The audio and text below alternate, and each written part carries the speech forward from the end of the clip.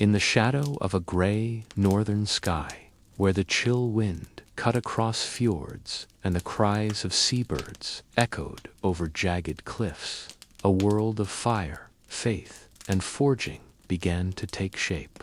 The Ulfberht sword, mysterious, almost mythical, would one day carve its name into both legend and steel.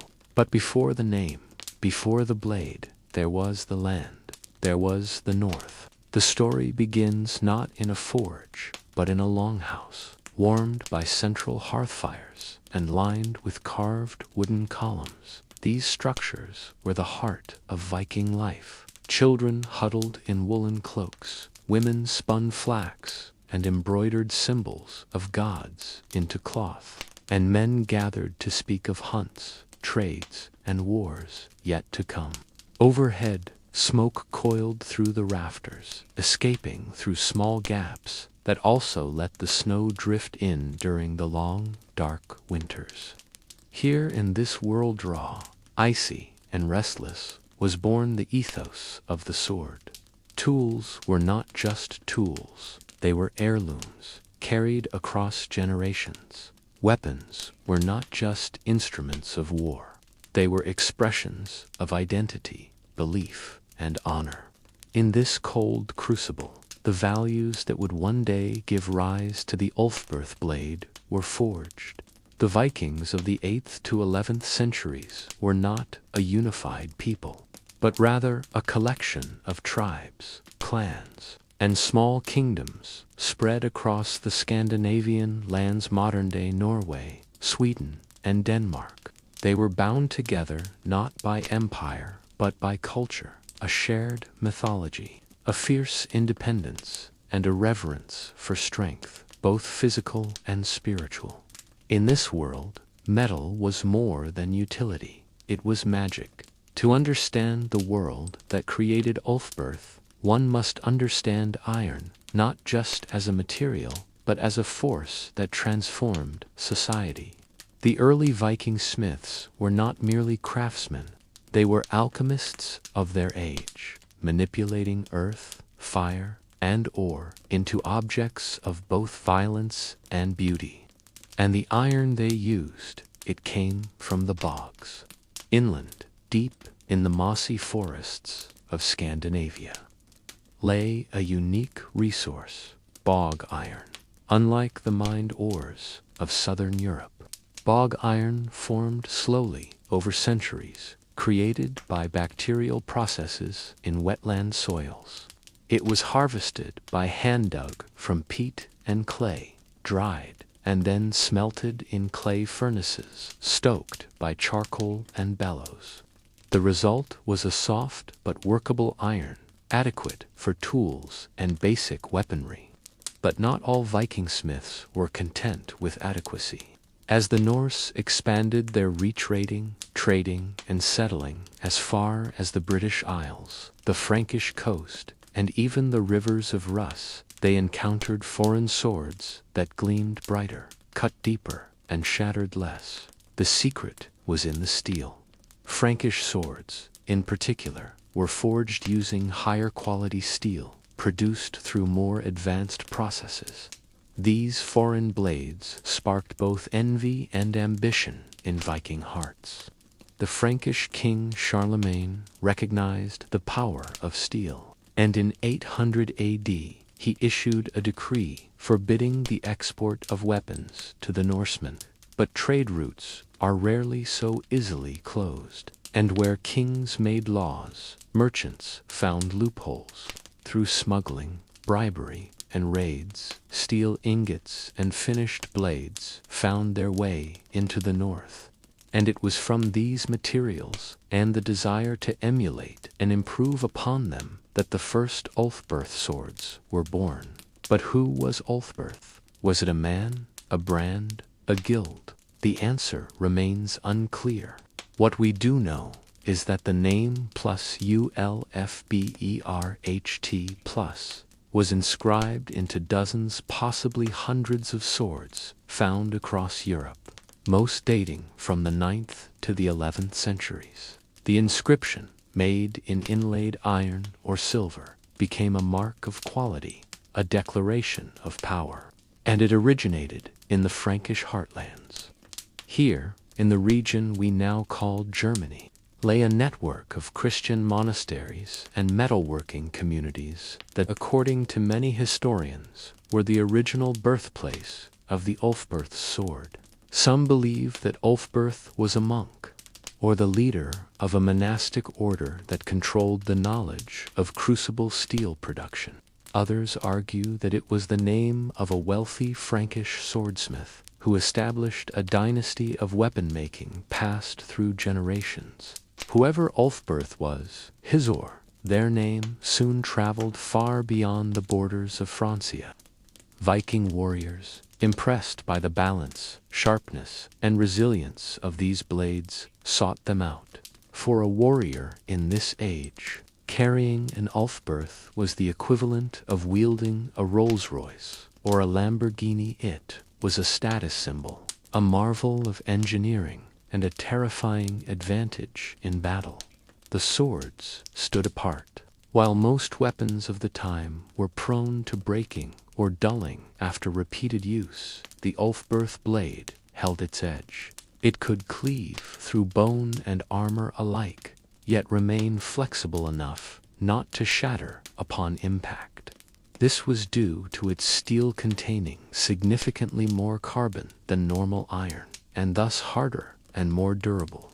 Modern metallurgical analysis shows that true Ulfberht swords were made with what is called crucible steel, a material that required extremely high temperatures and great skill to produce. And here's the mystery. Crucible steel was not a technology known to exist in Europe at the time. It originated in Central Asia and India specifically, the famed wood steel of the Indian subcontinent. How did this technology reach Frankish monks or smiths? Was there an unbroken chain of trade and knowledge that passed across continents through Muslim caliphates into Christian abbeys? Or was it the result of a single genius who stumbled upon a method centuries ahead of his time? As we warm ourselves at the hearth of the Longhouse, these questions hang like smoke above us. The people who first carried Ulfberht blades into battle did not know they were wielding a mystery. They only knew that the blade sang in their hand, slicing through chainmail, shield, and fate. The sagas tell us of warriors whose names were whispered after death, whose swords were buried with them in mounds overlooking the sea. In some graves, archaeologists have uncovered Ulfberht swords wrapped in cloth, laid gently beside their owners, as if to accompany them to Valhalla. The blades were not just tools of war, they were companions in the afterlife. Yet not all Ulfberhts were created equal. As the fame of the sword spread, so too did forgeries. Smiths from across Europe began to copy the inscription, sometimes with minor errors, Ulfberht plus T, for example on inferior blades. These knockoffs were often indistinguishable to the eye, but far less durable. For the modern archaeologist, separating true Ulfberhts from the fakes has become a quest unto itself, requiring X-rays, carbon analysis, and microscopic study. The popularity of the Ulfberht name reflects a transition point in European weaponry and commerce. For the first time, we see the concept of branding, a recognizable mark, associated with quality, merging in the Middle Ages. And while the swords themselves are few in number, their cultural impact was immense. As our fire dims and the snow thickens outside the Longhouse walls, we find ourselves drawn deeper into the iron heart of history. The Ulfberht sword was not born in a vacuum. It was forged from the ambitions of men, the alchemy of metallurgy, and the invisible threads of trade and transmission that tied together a world more interconnected than we often imagine. In the next part, we'll travel deeper into the forges themselves, exploring the techniques, materials, and myths behind how the Ulfberht was actually made. From clay smelters to crucible steel, we will watch the blade emerge from earth and fire. The sword, once forged, left the heat of the forge and entered a world no less volatile. A completed Ulfberht was more than a tool, it was a prize. It passed from the hands of the master smith into those of warriors, Vikings, nobles, perhaps even mercenaries. Some were sold in markets, exchanged for goods or silver. Others were granted as gifts, symbols of loyalty or gratitude. Each transaction carried weight, not just in material value, but in story, status, and fate. The Viking warrior who acquired an Ulfberht did not do so casually. These swords were rare and precious, often more valuable than a man's homestead. To own one marked the bearer as someone of importance, someone whose reputation or achievements had earned such a distinction. The Ulfberht was often bound up in a warrior's identity, almost like a second name. Consider the longships that set sail from the fjords, sleek and narrow, slicing through the gray waters of the North Sea. On board, men of all ages huddled in furs, eyes shining with anticipation. These were raiders, sometimes merchants, sometimes settlers, but often warriors prepared to test their strength and gain riches. Among them, the man with an Ulfberht stood apart. He wore no crown, but his sword gleamed like a scepter. His weapon whispered of power. The Ulfberht became a legend in motion. It entered the chronicles of raids along the coasts of Ireland, England, and Francia. Monasteries fell under the weight of Viking assaults, their riches pillaged, their holy places desecrated, and often the sword that led the charge, that carved open doors and cut down defenders, was an Ulfberht. These blades were so strong and resilient that they could cleave through lesser weapons, shear shields, and crack helmets. In some battles, the outcome hinged not just on skill, but on steel. In the chaos of battle, an Ulfberht was more than dependable, it was transformative. Accounts tell of warriors who seemed almost invincible, their blows too swift, too precise, their defense unbreakable. It wasn't merely strength, it was the fine balance and sharpness of their weapon that gave them an edge. To face an Ulfberht in combat was to encounter the cutting edge of technology. As these swords found their way into war, they also found their way into legend. Sagas and poems began to speak of blades with names, and often the most formidable ones bore Latin characters. An Ulfberht might be said to have sung in battle, to thirst for blood, to bring doom or justice. The fact that these were real, physical objects, yet also mystical in the eyes of their wielders, made them doubly potent. Beyond the battlefield, the Ulfberht held ceremonial and diplomatic importance. Kings and chieftains gave them as tributes, peace offerings, or rewards. A noble family might pass one down through generations, each heir inheriting the legacy of the blade. When peace was made between rival clans, a sword like the Ulfberht might seal the truce. And then there were the fallen. Not every Ulfberht returned from war.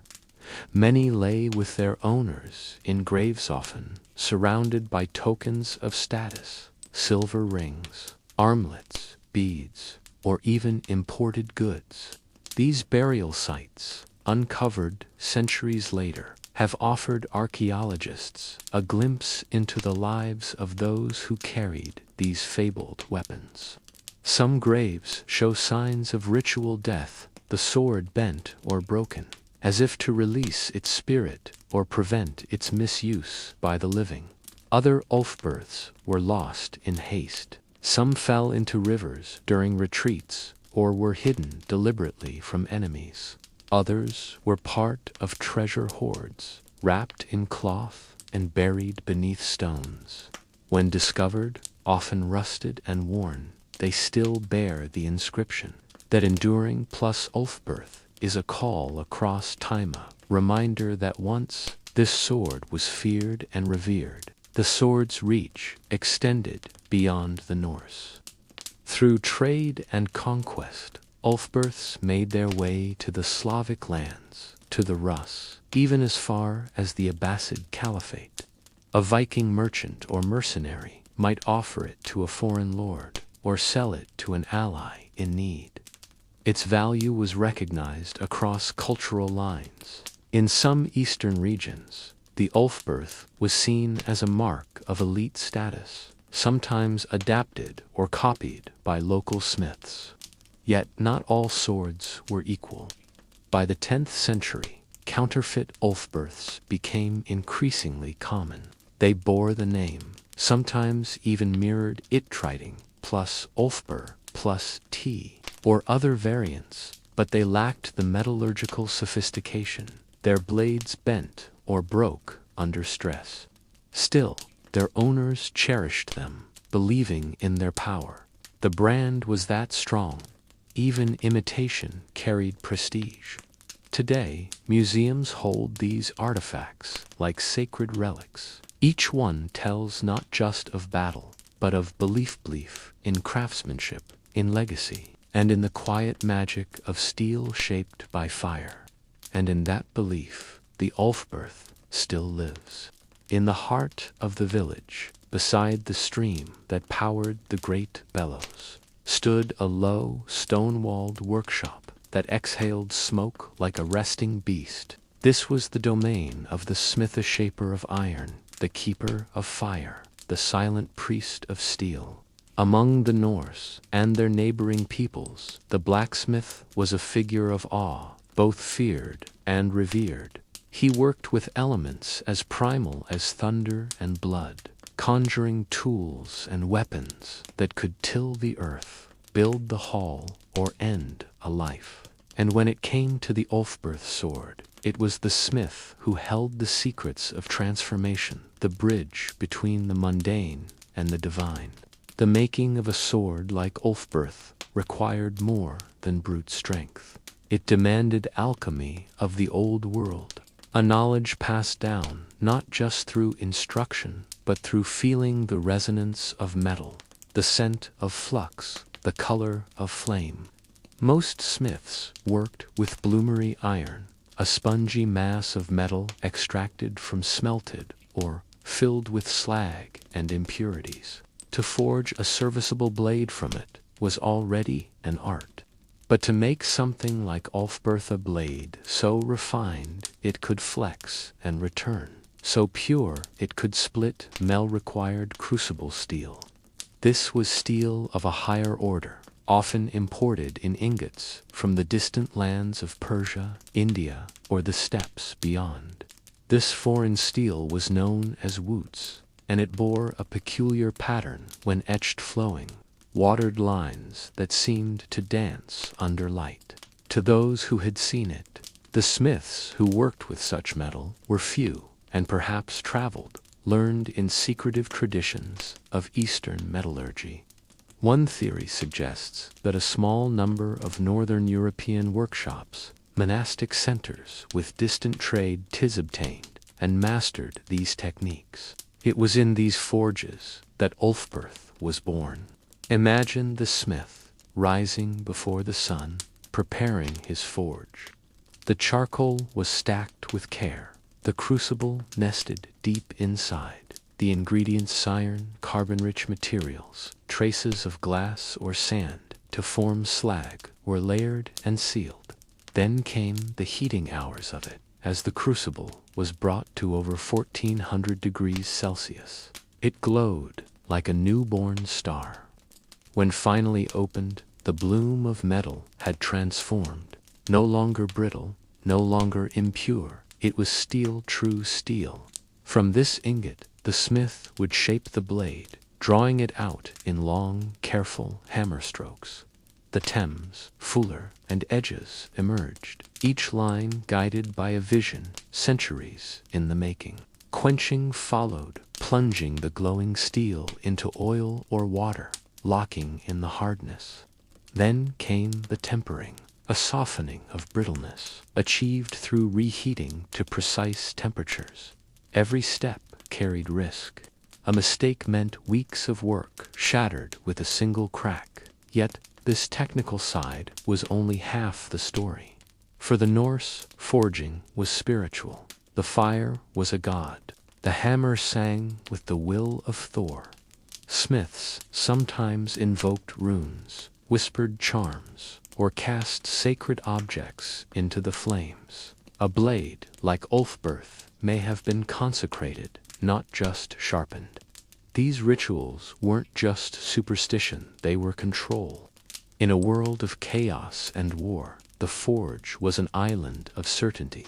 The smith stood at its center, mastering one of the few crafts that could shape fate. The warrior depended on him, the farmer, too.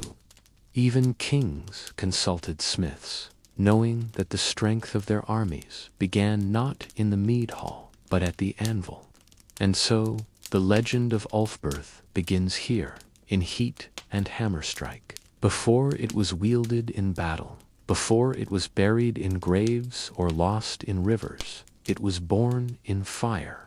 Each blade bore not just a name, but a sola union of human craft and elemental force. The forge was its cradle, and the smith its unseen father. In modern times, we might think of steel as impersonal, mass-produced. But for these early artisans, each blade was intimate. Its balance, its resonance, even its voice when Strockel were tuned by hand and heart. And Ulfberht, among all swords, sang the clearest. As the part closes, we are left with a quiet image, a figure alone in the glow of the forge. Sparks rising like stars, a blade slowly emerging from the womb of fire. The work is hard, the hours long, but the purpose is eternal. In this sacred space, the myth of Ulfberht was forged not just in steel, but in spirit.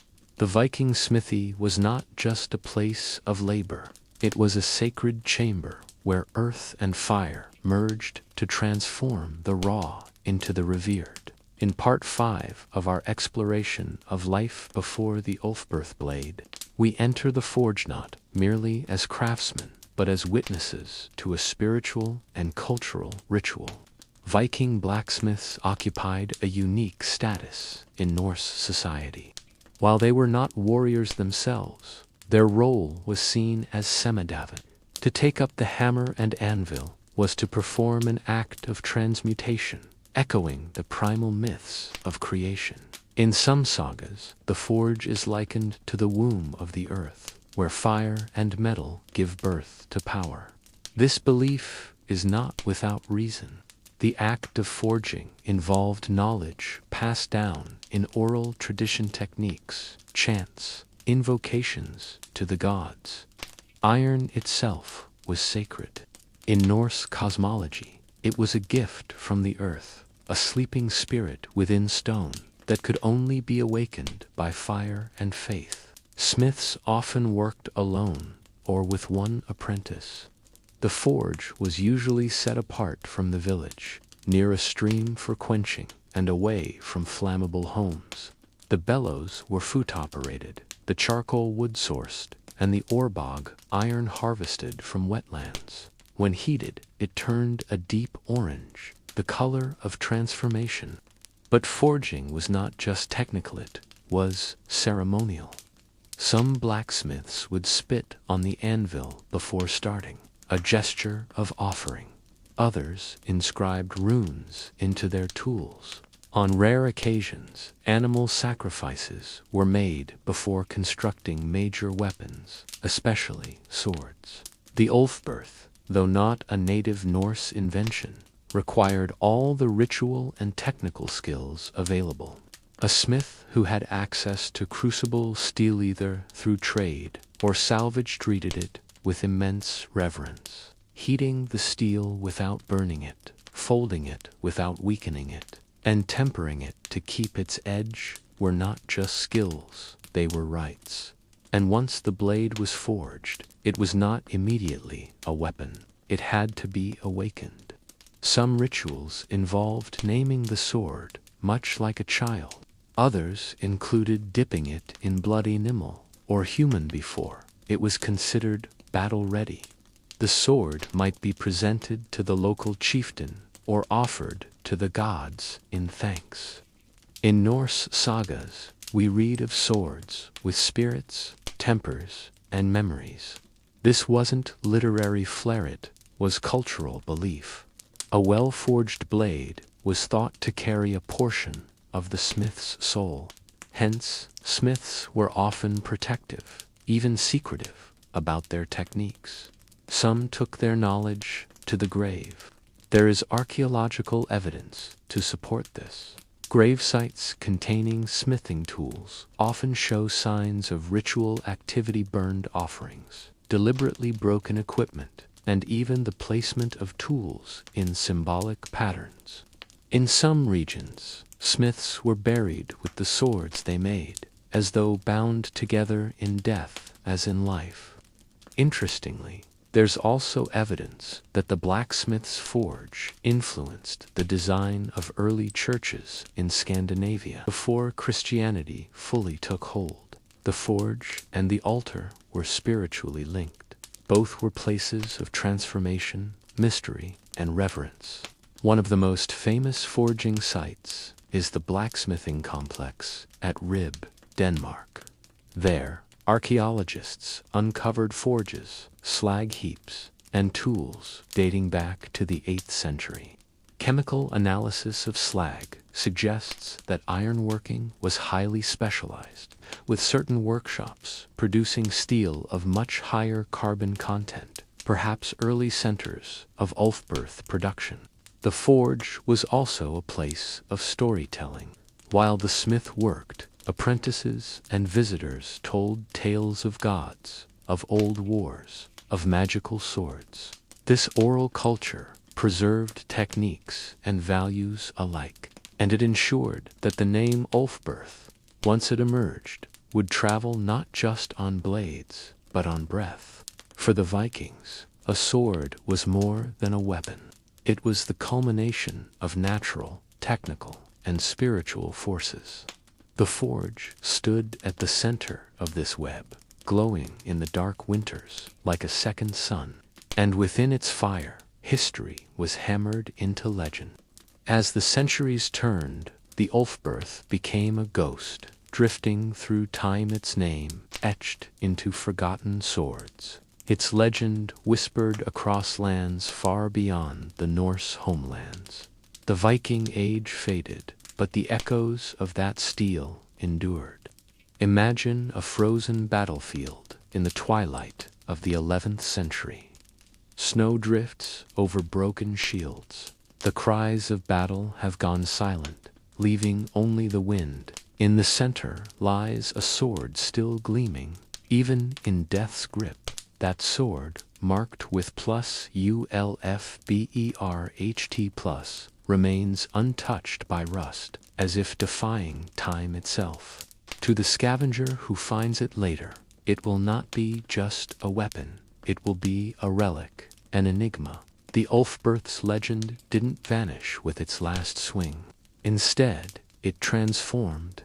Medieval chroniclers mentioned swords of exceptional power, sometimes without naming them, but describing their feat scudding through armor, surviving multiple campaigns, or being blessed by heaven. These were often the descendants of Ulfberht in spirit, if not in name. The idea of a perfect sword had entered myth. In the centuries that followed, as knights rose in Europe and castles replaced longhouses, smiths continued chasing the dream of flawless steel. Yet few could match what had been achieved with the Ulfberht's crucible process. That secret, the fusion of precise carbon content, high heat, and cooling, was lost or hidden. the Ulfberht became not just a weapon, but a historical riddle.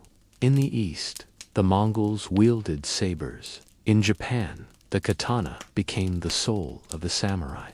And yet, in the museums and texts of the West, the Ulfberht maintained its own quiet supremacy.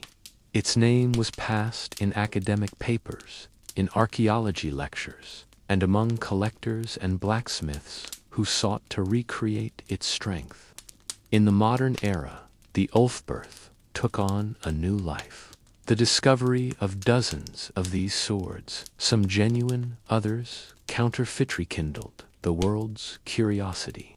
What kind of metallurgy allowed for such purity in an age before modern furnaces? How did the knowledge travel from the East, perhaps from India or Persia, into the hands of northern smiths? And why did that knowledge disappear? Researchers began to test the swords, analyzing their carbon content, examining the slag lines, studying the inscriptions under microscopes. What they found was astonishing. Genuine Ulfberhts contained steel so pure it rivaled industrial steel made centuries later. It contained far fewer impurities, and the distribution of carbon was nearly perfect, a hallmark of high-quality crucible steel. Yet how this knowledge arrived in the Viking world and why it vanished remains a mystery. And then came the media. Documentaries aired on national television. Blacksmiths on YouTube attempted to replicate the Ulfberht. Historians weighed in, debating whether these swords were made in Norse lands, Francia, or elsewhere. The Ulfberht became a symbol, once again not of war, but of curiosity, of lost knowledge, of human ingenuity waiting to be understood. Children in classrooms looked at pictures of the sword and wondered who had held it. Scholars pored over burial records, trying to determine which graves held real warriors and which held merchants who had merely bought their way into legend. The Ulfberht had ceased being a relicate, had become a living mystery. Today, in the quiet halls of museums from Oslo to Paris, these swords are displayed like royal jewels. Glass separates us from their blades, but the energy remains. They are reminders that even in the most brutal eras of human history, there existed an obsession with perfection, a drive to create not just something that killed, but something that lasted, that mattered. Outside the glass, a child presses a face against the display. The sword gleams under the lights. Perhaps the child dreams of being a warrior, or a blacksmith, or a historian. In that moment, the Ulfberht passes its flame again, not through battle, but through imagination. Thus concludes the story of the world that made the Ulfberht a world of fire, frost, fear, and faith. In the following sections, we will travel deeper into the metallurgy, explore the trade routes and secrets of its production, and meet the men who wielded these blades with pride, fear, and reverence. The sword remains, and so does its story. In the chill northern air, when the night sky burned with the flicker of auroras, and the crunch of frost hardened the earth, there existed a hidden world that crackled with flame and glowed with molten light. This was the realm of the blacksmith, the silent artisan, cloaked in soot, muscle, and mystery. To speak of the Ulfberht sword without speaking of the forge is to tell a saga without its heart. For buried in the fires of the smithy lay the secret to a blade so advanced it would not be matched for nearly 1,000 years. The Ulfberht sword was not born in isolation, but neither was it an everyday weapon. In a time when most European blades were wrought from bloomery ironsoft, flawed, and riddled with slagtha, Ulfberht emerged as a miracle. It boasted a purity of steel so high it puzzled modern scientists. Its blade was not only stronger, but more flexible, resistant to shattering in battle. The key, crucible steel. Crucible steel, or woots, was an advanced material, thought to have originated in India or Persia and traded through the Silk Road. It required not just intense heat, but precision. Raw iron and carbon were heated together in sealed vessels until they fused at molecular levels, forming high-carbon steel with an even distribution of carbon. This process was centuries ahead of European metallurgical capabilities. So how did it end up in the hands of Viking smiths? Theories abound. Some suggest that Norse traders, ever adventurous, traveled deep into Central Asia, returning with secrets bartered in silver and spice. Others believe that Arab merchants brought ingots to Eastern Europe, where the materials were then distributed to skilled craftsmen. What's certain is that someone, somewhere, understood the value of this rare steel and managed to smuggle it into the cold forges of the north. The forge that created an Ulfberht sword would have been no ordinary workplace. Picture a circular stone structure with a chimneyed roof and bellows operated by foot or hand. The air would ring with the hiss of water on hot metal, the clang of hammer on anvil, and the rhythmic breathing of fire. It was as much a temple as a workshop. The smith, usually a man of considerable local repute, would begin by assessing the steel ingot, dark, dense, unassuming. He would heat it until it glowed yellow-white, then hammer it into shape, folding and drawing it to remove impurities. This process, refining, shaping, tempering, was not merely mechanical, it was ritual. The smith needed to listen to the metal, to know when it was too hot, too brittle, or perfectly pliant. Unlike bloomery iron, which was often welded together in multiple pieces, crucible steel allowed for a cleaner, more uniform blade. It could be shaped into a core with reinforced edges, or forged as a single piece.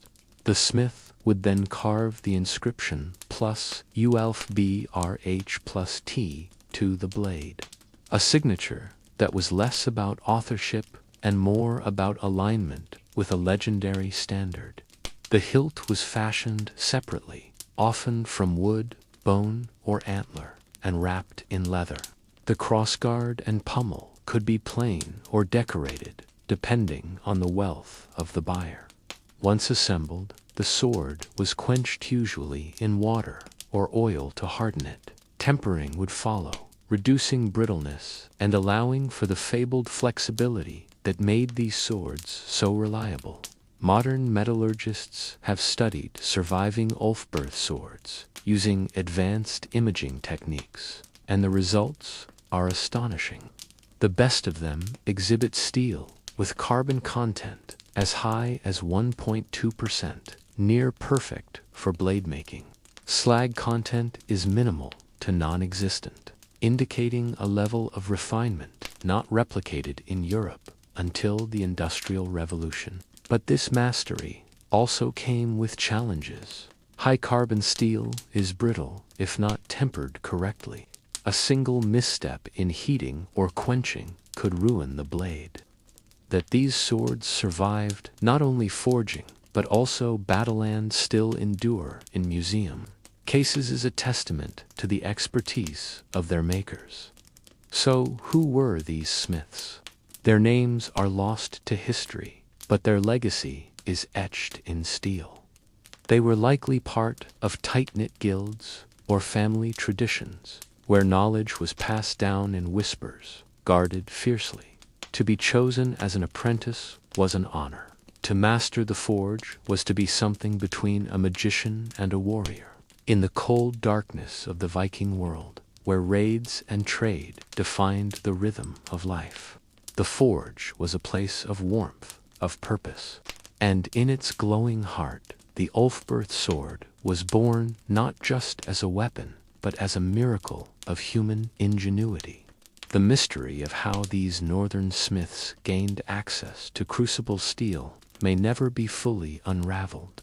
But what is clear is this: somewhere in a snow-covered village or wind-swept hill, the fires of genius were lit, and from those flames came a sword that would rewrite history. To craft an Ulfberht was to challenge the boundaries of the known world. It was to look eastward and imagine possibilities. It was to turn fire and iron into something immortal. The next time you see an ancient blade behind glass, consider this: you are looking at the fingerprint of a man who lived by firelight, who tamed steel before most even understood it, and who carved a legacy into the bones of time. This is where the legend truly begins, in the forge, with sparks in the darkness. In the dim corridors of Europe's early medieval smithies, most blades were forged from bloomery iron metal, hammered from smelted ore, filled with impurities, brittle, inconsistent. These swords, while functional, lacked the precision and power of something greater. And yet, in the hands of Viking elite, there appeared a sword that broke all known rules, sword so advanced, its metallurgy wouldn't be matched in Europe for nearly 1,000 years. That sword was the Ulfberht, and its secret lay in its steel. While ordinary iron weapons could bend and even break under combat pressure, the Ulfberht was forged from what modern metallurgists call crucible steel, an alloy with remarkably high carbon content and an exceptionally uniform structure. This steel, later referred to as Wootz in the East, had properties that made the Ulfberht both resilient and razor-sharp. It was not only harder than anything local smiths could produce. At the time, it was astonishingly advanced. But how did this steel arrive in the hands of Norse smiths? Europe had no known method of producing crucible steel during the 9th and 10th centuries. Its origins, scholars believe, lie much farther east in Persia, India, or Central Asia, where metallurgists had been perfecting steel-making processes for centuries. Wootz steel was the marvel of the East, described in Indian texts as early as the 3rd century BCE. It was created by sealing wrought iron and carbon-rich materials, like wood chips, into a clay crucible. When heated to extreme temperatures, the carbon infused the metal, resulting in steel with consistent hardness and remarkable strength. These ingots were then exported along the Silk Road, traded across empires, coveted by warriors and kings alike. Somehow, Viking traders or middlemen acquired these rare ingots, or perhaps even imported finished swords. Either way, the steel made its way to the northern lands, where it was shaped, reforged, and branded with the cryptic inscription, plus ULFBERHT, plus. Modern archaeometallurgists examining these swords under electron microscopes were stunned. The steel showed levels of carbon far exceeding the norm, sometimes over 1.0%, even up to 1.5%. Impurities, like slag typical in bloomery iron, were nearly absent. This wasn't an accident. It was intentional, practiced, and exacting. The sharpness of such a blade could outmatch almost anything in its time. The consistency in carbon allowed for precise tempering. The edge could stay sharp through repeated strikes. The blade could flex under pressure, then spring back to shape. For Viking warriors, it was a leap in martial capability, like upgrading from a wooden club to a sniper rifle. This technological jump has puzzled historians for decades. How did Viking blacksmiths, presumably isolated in northern Europe, gain access to one of the rarest and most advanced materials of their era? Some propose that the knowledge was imported alongside the material, perhaps. by Persian traders or Eastern craftsmen traveling with their steel. Others suggest that Vikings didn't forge the blades themselves, but imported them whole, later stamping them with their own markings. Still, a third theory claims a small group of northern smiths learned the secret through contact with the East, possibly in cities like Constantinople, where Norsemen served as mercenaries in the elite Varangian Guard. Regardless of the method, one truth remains. The appearance of crucible steel, Ulfberths, in Europe represents an extraordinary leap in technological diffusion. These weren't just swords, they were outliers in a world of iron, whispers of a global knowledge system far ahead of its time. And yet, not all Ulfberths were equal. As demand grew, imitations flourished. Some swords bore the inscription, but were forged with common iron. Others faked the name, entirely misspelling Ulfberht or scrambling the characters. These counterfeit blades were dangerous. In combat, they could shatter, leaving the wielder defenseless. But the real ones, the true crucible steel, Ulfberths, retained a near-mythical status. Warriors who carried them were feared. Stories spread, songs were sung, and long after the last Viking raiders vanished into legend, the sword's name remained etched not only into metal, but into the memory of Europe. Today, the legacy of Ulfberht lives in laboratories as well as museums. Scientists continue to analyze their structure, marveling at the craftsmanship.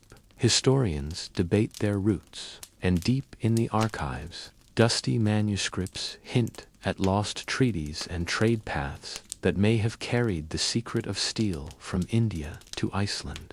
In this blend of heat, carbon, and human curiosity, the Ulfberht became more than a weapon. It became a question, a mystery blade, a medieval marvel centuries ahead of its time. Before we delve into the Ulfberht sword's reputation, we must first understand what made it so exceptional, the science hidden within its steel. Though medieval smiths lacked microscopes, furnaces with digital readouts, or any modern metallurgical vocabulary, they achieved something remarkably close to perfection. Their process was a guarded secret, passed down like sacred knowledge, and even now it raises more questions than it answers. The term often used to describe Ulfberht's material is crucible steel, a rare high-carbon steel that was radically different from the bloomery steel used across most of Europe at the time. Bloomery steel, smelted at lower temperatures, was riddled with slag and inconsistencies. Crucible steel, by contrast, was made in closed containers, crucibles heated to high temperatures that allowed carbon to fully infuse into the iron. The result? A blade that was not only sharper and harder, but far more flexible. It could bend without breaking, hold a deadly edge, and withstand the stresses of combat. But here's the catch. Sure up, at the time of Ulfberht's creation, roughly 800 to 1000 CE, did not have the infrastructure or knowledge to produce crucible steel. This means the raw material, or perhaps even partially forged blades, had to come from somewhere else. The most likely candidates: India and Central Asia. The Wootz steel of India, renowned for centuries, was known for its exceptional purity and pattern.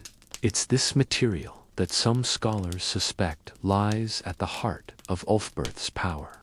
Trade routes stretching through Persia and into the Middle East connected to the Vikings' eastern networks, especially through the Volga River trade. Russian rivers linked the Baltic to the Caspian, and from there it's plausible that ingots of Wootz steel made their way north. How did Viking smiths learn to work with such advanced material? That remains an unsolved mystery. Crucible steel is notoriously difficult to forge. If overheated or cooled too rapidly, it becomes brittle. If worked too cold, it fractures. Whoever made the genuine Ulfberths understood this delicate dance. Their workshops were likely small, secretive, and elite. Some historians believe that Frankish or Rhineland monastic centers may have held the secret. Monasteries were repositories of knowledge, not just spiritual, but scientific. Records, however, are sparse. Others argue that it was Norse smiths themselves, perhaps trained abroad or apprenticed to traveling craftsmen from the East.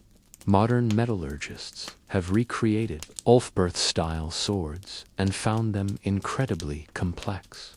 A study by Dr. Alan Williams showed that the genuine Ulfberths were made from steel with up to 1.0 to 1.2% carbon content level, not seen in European production until centuries later. The blades were often pattern welded or layered, with harder steel on the edges and softer cores, creating a sword both lethal and durable. Equally remarkable is the consistency. Among the 170 Ulfberht-inscribed swords found, only a handful exhibit this superior steel. This implies a tight production lineage, possibly a single workshop or family of smiths. And yet the knowledge they used disappeared. Was it lost to war? Did the craftsmen die without apprentices? Did the rise of different technologies render their secrets obsolete? Or was the knowledge deliberately destroyed, perhaps to protect its power? The science of Ulfberht goes beyond metallurgy. It intersects with history, trade, secrecy, and the psychology of power. To understand the sword is to glimpse into a world where technological genius was hidden in smoky forges, known only to a few. As we move forward, we must ask, who held this knowledge, and what did it cost to keep it hidden?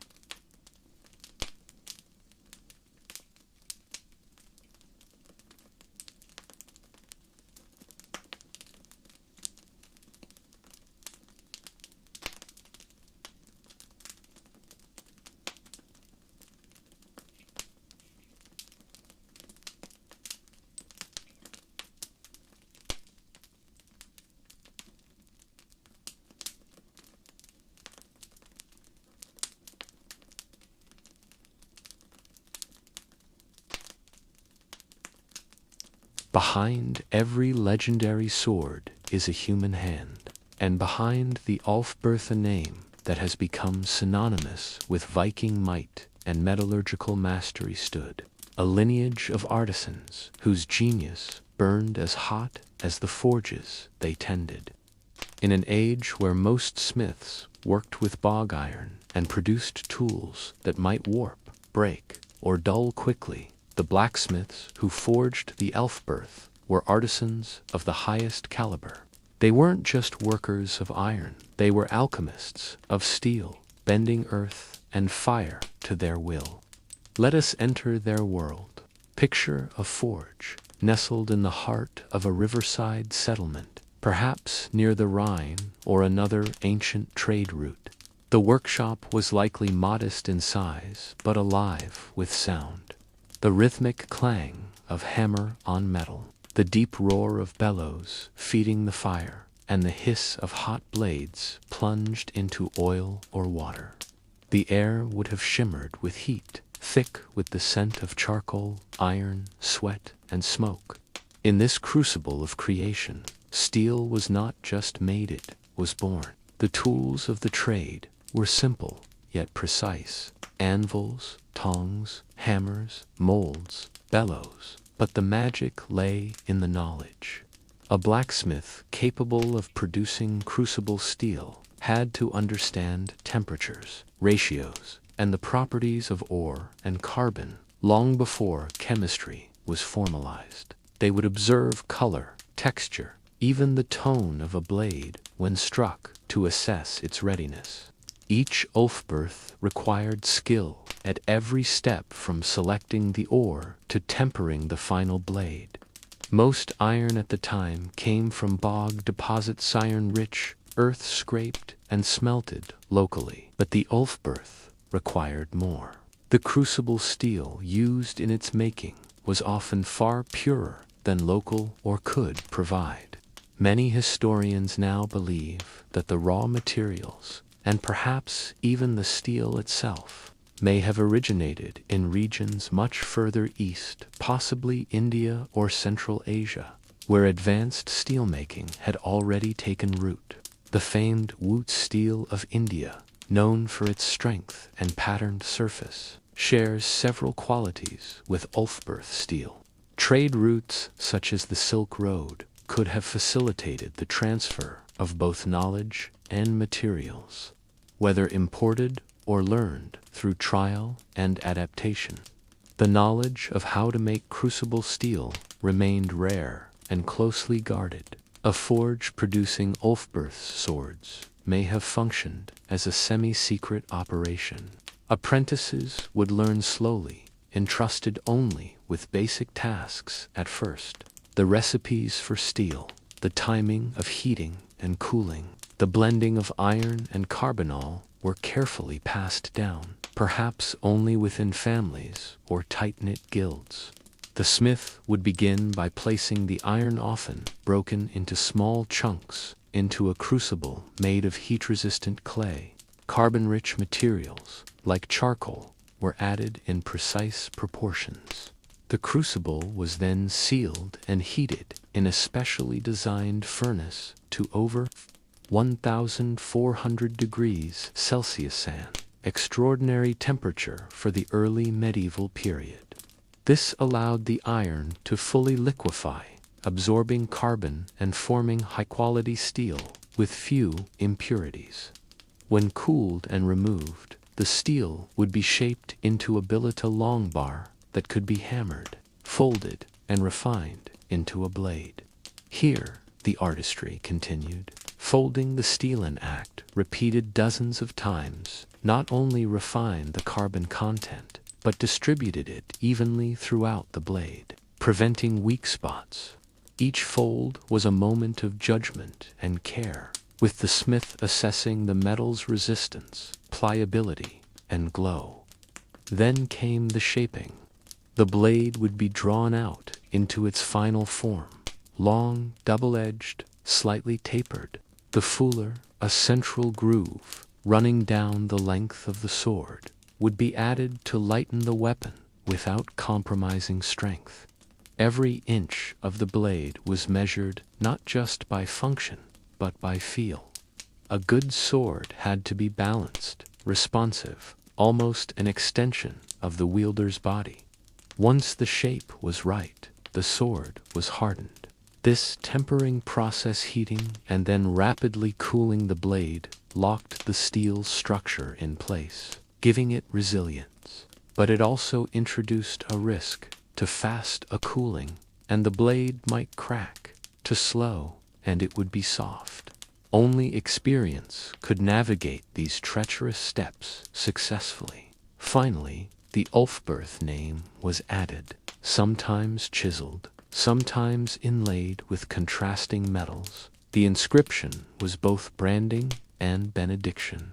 It announced that the blade was not ordinary, that it bore a name that guaranteed excellence. This wasn't just about prestige, it was about trust. In an age of uncertainty, the word Ulfberht stood for reliability in life-or-death moments. And yet, the blacksmith was often invisible. While warriors received glory in sagas and songs, smiths remained in the background. Their work spoke for them. Their legacy lived not in portraits or tales, but in the metal itself, steel that sang when struck, steel that endured for centuries, buried in graves or rusting in rivers, still bearing the mark of their hand. Interestingly, the same workshops that produced these blades may also have been tied to religious institutions. Some scholars argue that monasteries, especially in Phoenicia, had access to trade networks and technical knowledge capable of supporting crucible steel production. Monks and lay artisans, working together, might have forged swords that bore not only physical power, but spiritual symbolism. The cross-like form of the plus Ulfberht inscription could well have held dual meaning, a mark of craftsmanship and a prayer for divine favor. To this day, metallurgists and historians marvel at what these smiths achieved. Tests on surviving Ulfberht swords show carbon contents up to 1.2%, with minimal slag inclusions properties consistent with modern tool steels. How they managed this, with the limited technology of their age, remains partly a mystery. But it speaks to a truth too often forgotten. Genius is not the property of the modern world. It has always existed, hidden in smoky forges, whispered down through generations, glowing in the heart of fire. The blacksmiths behind Ulfberht may have worked in silence, but their work echoes still. Every surviving blade, every gleaming inscription, every cut through time bears witness to their mastery. As the saga of the Ulfberht reaches its final embers, we find ourselves staring into the glowing core of a question that may never be fully answered. Who were the makers, and what did they believe they were creating? Beneath every layer of carbon and iron, in every forged edge, there is a whisper of something deeper, something not just technical, but almost spiritual. One of the most compelling elements of the Ulfberht mystery is how consistent the inscriptions were. This wasn't random branding or mere vanity. It spoke to a unifying force, whether that was a guild, a cloistered sect, or a family of smiths guarding sacred knowledge. And though forgeries became common, even these mimicked the signature in an attempt to capture the legitimacy it conveyed. Historians have long debated whether these master smiths could have been associated with the church, possibly monks or clerics working in secrecy. The church had control over many literate individuals, access to wealth, and deep networks throughout medieval Europe. Could it be that a monastery, shielded from the world, was the birthplace of Europe's greatest blades? This possibility intertwines the sacred and the profane warrior's instrument born in a house of prayer. The alternative theory is equally evocative. A private guild of elite smiths, fiercely independent, possibly descended from Roman metallurgists or Eastern migrants who brought unique techniques westward. They may have encoded their methods, spoken in iron and fire, but documented nowhere else. These methods, then, were passed down through whispered oaths, rather than parchmentan oral technology cloaked in secrecy. Either way, the fact remains. Modern metallurgists still marvel at the purity of the steel. Many believe the smiths had access to crucible steel, a process not widely replicated in Europe for centuries. The sheer knowledge of how to produce such steel, how to shape and temper it, remains difficult to reconcile with the prevailing technology of the time. The Ulfberht, in some respects, seems like a ghost from the future. This anomaly raises profound questions. Was this an accidental discovery, or was it a gift of stolen knowledge, perhaps acquired from Eastern traders, or learned during Viking travels in the Middle East? Some even speculate that the secret was bartered from Islamic blacksmiths in exchange for silver, furs, or mercenary service. The overlap between Viking and Arab worlds was more than hypothetical. Coins from Baghdad have been found in Scandinavia. Why not techniques as well? Whatever the source, the silence that followed the disappearance of true Ulfberht blades is deafening. As the 11th century closed and Europe moved toward a more centralized feudal structure, the techniques faded. Imitations persisted, but the soul of the original was lost. The steel became brittle, the inscriptions sloppier, the balance less refined. The forge grew cold. This silence is what draws so many to the Ulfberht today. In that silence, we project our hopes, our hunger for genius, for a time when craftsmanship could eclipse modern machinery, not in scale, but in purpose and beauty. The Ulfberht is a symbol not only of warfare, but of what human hands can achieve when knowledge, care, and mystery align. In museums across Europe and North America, behind glass cases and under soft lights, the Ulfberht lies in repose. Its edge dulled by time, its temps weakened by corrosion, and yet it commands reverence. Tourists lean in. Scholars squint. The brotherhood that made them, if it existed, left no confession behind. Only steel, only silence. But maybe that's the point. Maybe the Ulfberht was never meant to be fully understood.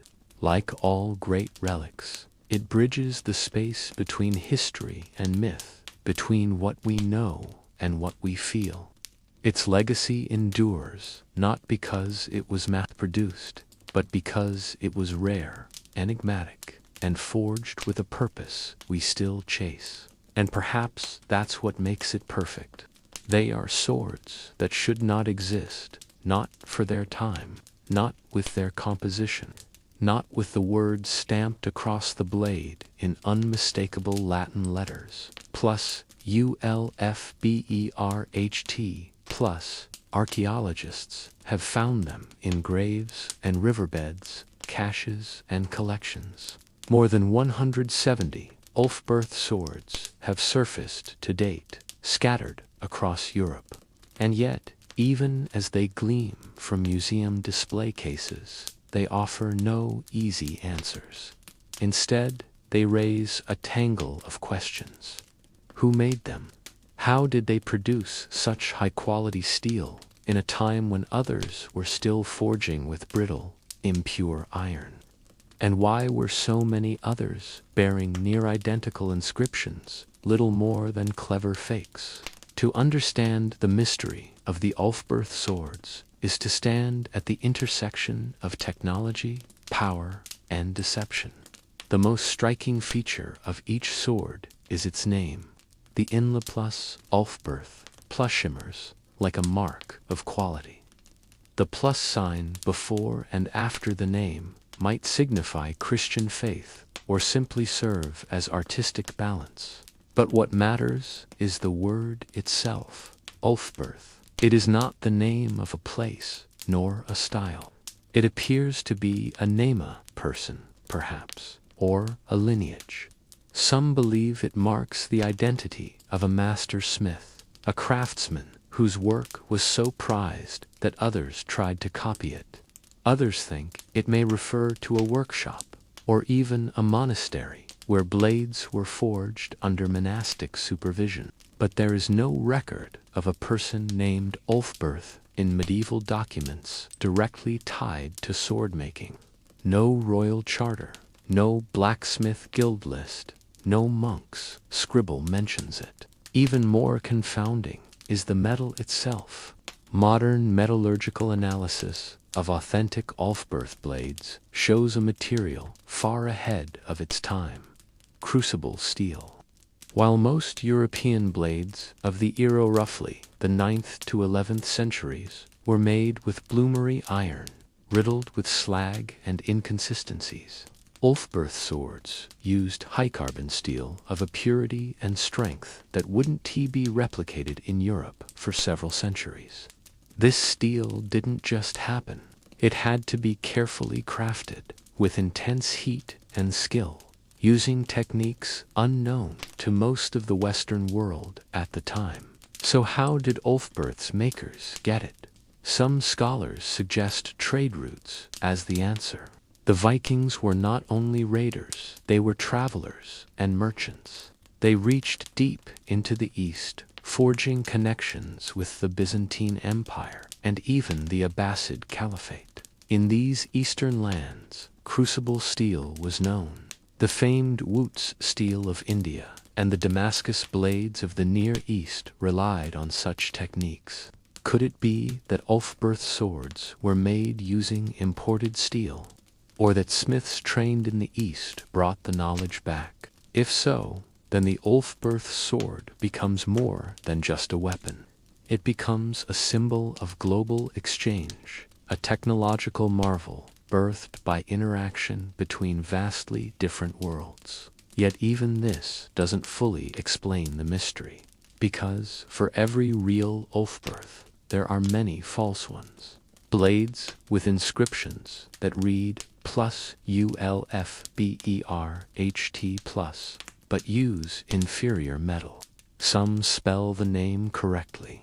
Others show small changes, an extra letter here, a reversed symbol there. These forgeries abound. They are well made, but not miraculous. They bend under pressure, they rust, and their inscriptions suggest they were trying to pass as something they were not. Why were they made? One theory points to the black market. The real Ulfberhts were rare and expensive.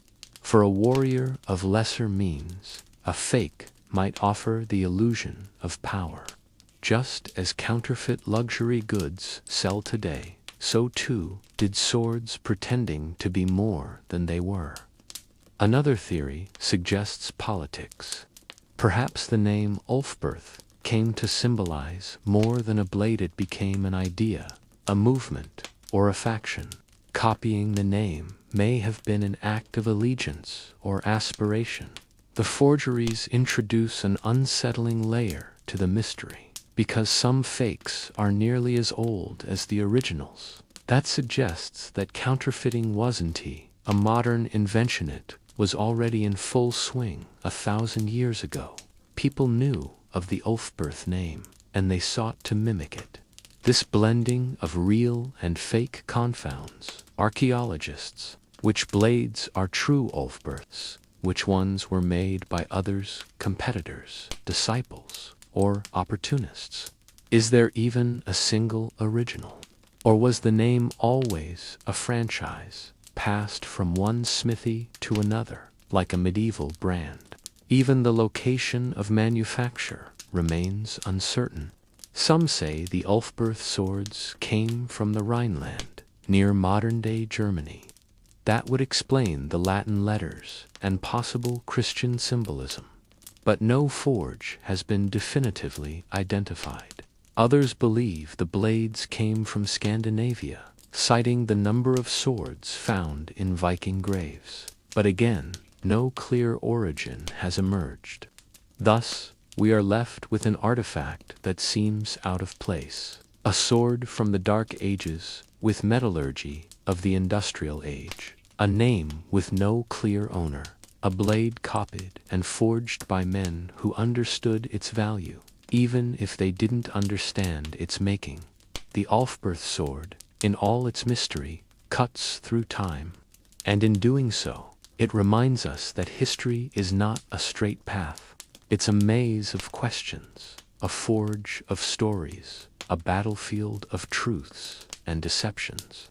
Imagine standing in a dim laboratory, 1,000 years removed from the fires of a Viking forge. A sword rests under fluorescent lights, its once deadly edge now pitted with age, its inscription faint but unmistakable, plus ULFBERHT plus. The cold steel whispers a secret, and science, in its relentless curiosity, begins to listen. Modern metallurgical studies began lifting the veil on these ancient swords in the early 2000s. Archaeologists and historians had long been puzzled by their uniform sharpness and resilience. But it wasn't until scanning electron microscopes and spectroscopy tools came into play that the truth began to emerge. The most startling discovery: some Ulfberht swords were made from crucible steel, a material centuries ahead of its time in Europe. This type of steel required not just high temperatures, but meticulous control, removing impurities and introducing just the right amount of carbon into the iron. Known in South Asia as woots, this crucible steel was famously used in crafting Damascus blades, swords so strong and flexible that they became legendary. And yet here, far from the subcontinent, Ulfberht swords bore the same metallurgical fingerprint. The discovery set off a storm of questions. How did Viking-era Europeans, or more precisely the Frankish blacksmiths suspected of making the Ulfberhts, gain access to Wootz steel? No known local European method could replicate the purity and consistency found in the top-tier Ulfberht blades. Could it have been imported, traded along the Silk Road, or through Islamic merchants who had contact with India? Or was it a lost technology, learned, perfected, and forgotten? One possibility emerged: Middle Eastern intermediaries. During the Viking Age, Norsemen had trade routes extending deep into the heart of the Abbasid Caliphate. Cities like Baghdad were not only centers of knowledge and wealth, but also hubs of metallurgy. It's entirely plausible that Wootz ingots were shipped or traded northward, eventually reaching European shores through Islamic and Byzantine connections. This would explain why the true Ulfberht swords are so rare. If crucible steel had to be imported in small quantities, possibly even secretly, due to its value only, a limited number of blades could be forged. Each one, therefore, would not just be a weapon, but a treasure. But there's another layer to this mystery. Why, among roughly 170 Ulfberht-labeled swords found, do only a handful contain this superior metal? The rest, though still formidable, show telltale signs of conventional bloomery, steel, made through local European techniques involving multiple heating and hammering cycles to remove impurities. That discrepancy has led experts to distinguish between genuine Ulfberhts and imitations. The best swords, sometimes referred to as plus Ulfberht plus, are almost always the ones with crucible steel. The counterfeits, or perhaps more generously, tributes then to misspell the inscription or place the cross in odd positions. Forensic analysis revealed another clue: manganese. while some of the lesser quality swords contain high levels of slag and inconsistent carbon content. Others show traces of manganese, suggesting that some European smiths may have experimented with alloying to try and replicate the properties of the better blades. These were early, almost alchemical attempts at innovation, noble failures in the quest to unlock the secret of steel. Beyond science, the Ulfberht mystery invites speculation rooted in human nature. Why go to such lengths to forge or imitate a blade? Was it merely profit? Or did these swords represent something more: status, divine power, or magical protection? In many burial sites where Ulfberths have been found, the swords were placed alongside warriors of high status. Some were even ritually killed, bent or broken before burial to prevent their use in the afterlife. This practice, seen across many warrior cultures, hints at a deeper belief that the sword held spiritual significance. In Norse mythology, blades were not just extensions of a warrior. They were often sentient or enchanted, destined to fulfill fates or curses. The Ulfberht blades, with their glowing inscriptions and near supernatural quality, fit this archetype well. Even their name, likely derived from Old Germanic root sulf and bert, evokes imagery of power, danger, and purity. The bright wolf, the light in the darkness, a fitting moniker for a weapon wrapped in secrets. As science continues to analyze and decode these blades, the question remains: were the Ulfberths anomalies of their time, or evidence of a deeper, hidden network of knowledge that briefly flickered into Europe and then disappeared again?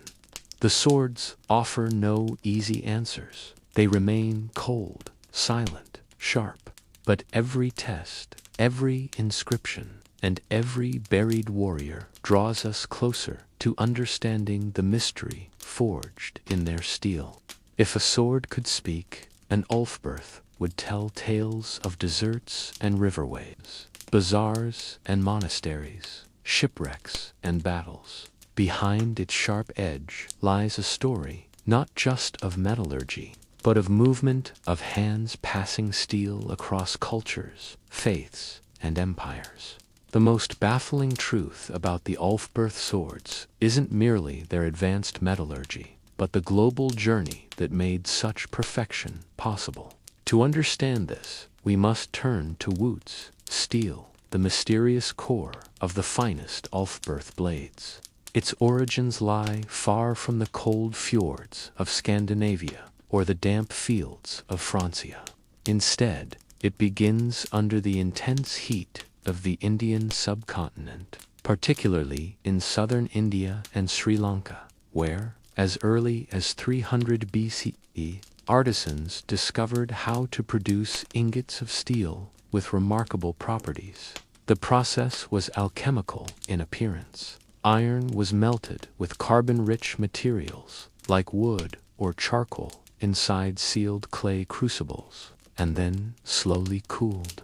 This allowed carbon atoms to diffuse evenly throughout the metal, producing a homogeneous high-carbon steel that could hold a sharp edge without becoming brittle. This was not an accident of nature, was the result of centuries of experimentation and careful attention to technique. The steel had to be smelted without oxygen to prevent decarburization, requiring sophisticated control over temperature and atmosphere within the furnace. These gleaming ingots, known in some records as uku or pulad, were coveted commodities. By the early centuries CE, they were moving along trade routes that spanned from southern India to Persia, Damascus, and eventually into the Islamic caliphates. Through these routes, the material became the foundation for the famed Damascus swords, with their watered, wavy patterns and legendary sharpness. But that same steel, in raw or semi-processed form, could also travel westward through merchants, tribute, or conquest. It is here, in the movement of goods and ideas, that we find the probable conduit by which crucible steel reached European workshops. The Vikings, often remembered as raiders and pillagers, were equally savvy traders. Their long ships followed river routes deep into modern-day Russia, connecting with the Volga trade network, which led all the way to the Caspian Sea. Along these watery highways, Norse merchants encountered Arab traders, Persian craftsmen, and possibly even Indian wares. Arab geographers of the 9th and 10th centuries, such as Ibn Khordad Bey and Ibn Fadlan, recorded extensive interactions between northern traders, whom they called Rus, and the Islamic world. Silver dirhams from Baghdad have been found in Scandinavian hoards by the tens of thousands, a clear sign of sustained commerce. If silver could flow north, so could steel. There's another layer, the Frankish Empire, where many historians believe the Ulfberht swords were made, also had indirect connections with Islamic and Byzantine territories. Under Charlemagne, alliances with the Abbasids were occasionally entertained, and diplomatic gifts were exchanged. Some speculate that raw crucible steel could have been part of such gifts or later smuggled into Frankish monasteries by more clandestine means. But if the steel was so rare and precious, how did it end up in so many swords? The answer lies not in abundance, but in aspiration and imitation. Only a handful of Ulfberht's swords, perhaps 15 to 20 of the 170 known, are made from genuine crucible steel. The rest are attempts to reproduce their glory. As the name plus Ulfberht gained legendary status, blacksmiths across Europe began copying it, either out of admiration, demand, or deceit. But lacking access to woots, steel, or the know-how to create it, their blades often fell short in quality. These imitation swords raise compelling questions about medieval intellectual property, a concept that didn't formally exist, but which clearly mattered in practice. A name carried power. The knowledge that a sword bore the Ulfberht mark was enough to increase its value, whether or not it was genuine. In a way, Ulfberht was not just a smith or workshop, it was a brand, and like all brands, it became vulnerable to counterfeiting. Interestingly, the presence of Ulfberht swords, far from French in places like Norway, Finland, and even as far east as Russia, suggests that they weren't just looted or stolen, but traded intentionally. High-status warriors, especially among the Rus elites and Viking jarls, would have valued such a weapon not just for combat, but as a marker of prestige. The sword was a statement of wealth, of reach, of power that extended beyond the fjords and forests. And power, in those times, was often tied to religion. The Christian cross that frequently appears in the plus ULFBERHT plus inscription may have added spiritual weight. A sword marked by the cross could be seen as not just forged by man, but blessed or even sanctioned by God. Whether used by a Christian knight defending the Carolingian realm, or a Norse pagan chieftain sailing up the Seine, the sword radiated a certain aura. Sacred or stolen, its value transcended borders. The real journey of the Ulfberht swords, then, is not just about metallurgy or smithing. It's a story of human networks, of artisans whispering secrets, of traders hauling precious cargo across deserts and rivers, of warriors boasting and bleeding for the right to carry something extraordinary. A story of a name that traveled farther and endured longer than most kings. And as each blade found its place in hand, in hoard, or engrave it, carried the echoes of that long, strange path. Not every Ulfberht sword was born equal, but all were born of a world surprisingly connected, surprisingly curious, and always reaching toward something sharper, harder, brighter. The name plus Ulfberht plus evokes images of impeccable craftsmanship and rare metallurgy. But not every sword that bears the mark deserves the reputation.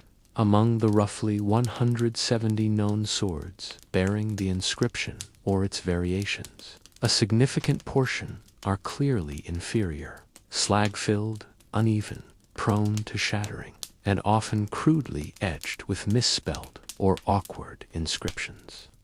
These swords prompt one of the most intriguing questions in medieval archaeology. Were they forgeries? To answer that, we must look closely both at the swords and at the world that produced them.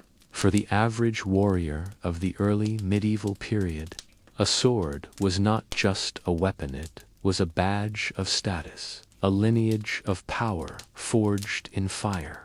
The Ulfberht blades, with their crisp lettering and storied performance, quickly became symbols of high rank and even mystique. Naturally, demand outpaced the availability of the authentic product.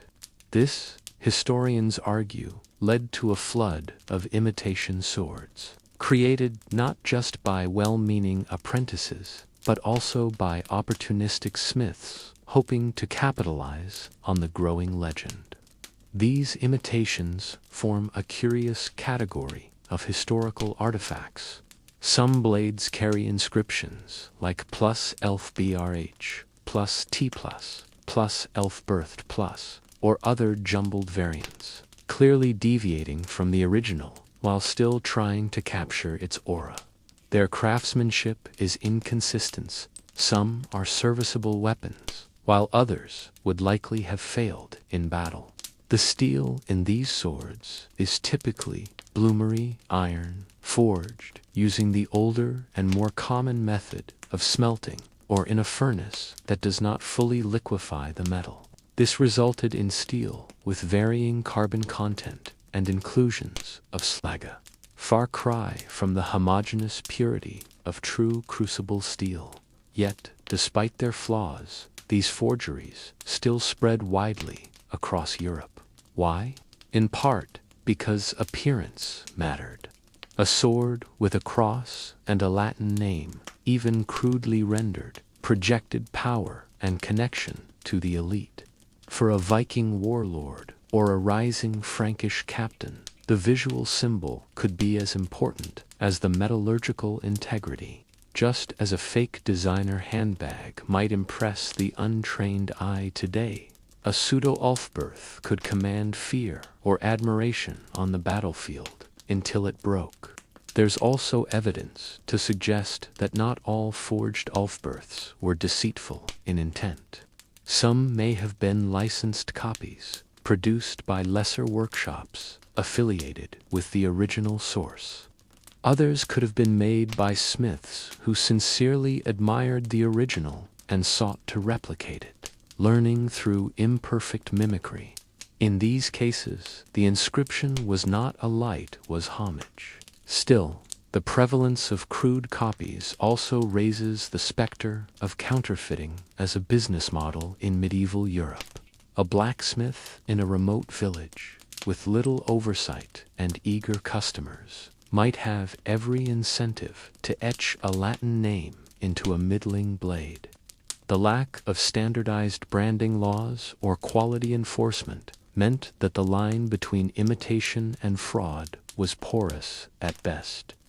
Modern archaeology sheds light on these practices through both inscriptional analysis and metallurgical testing, using advanced tools like X-ray fluorescence, spectroscopy.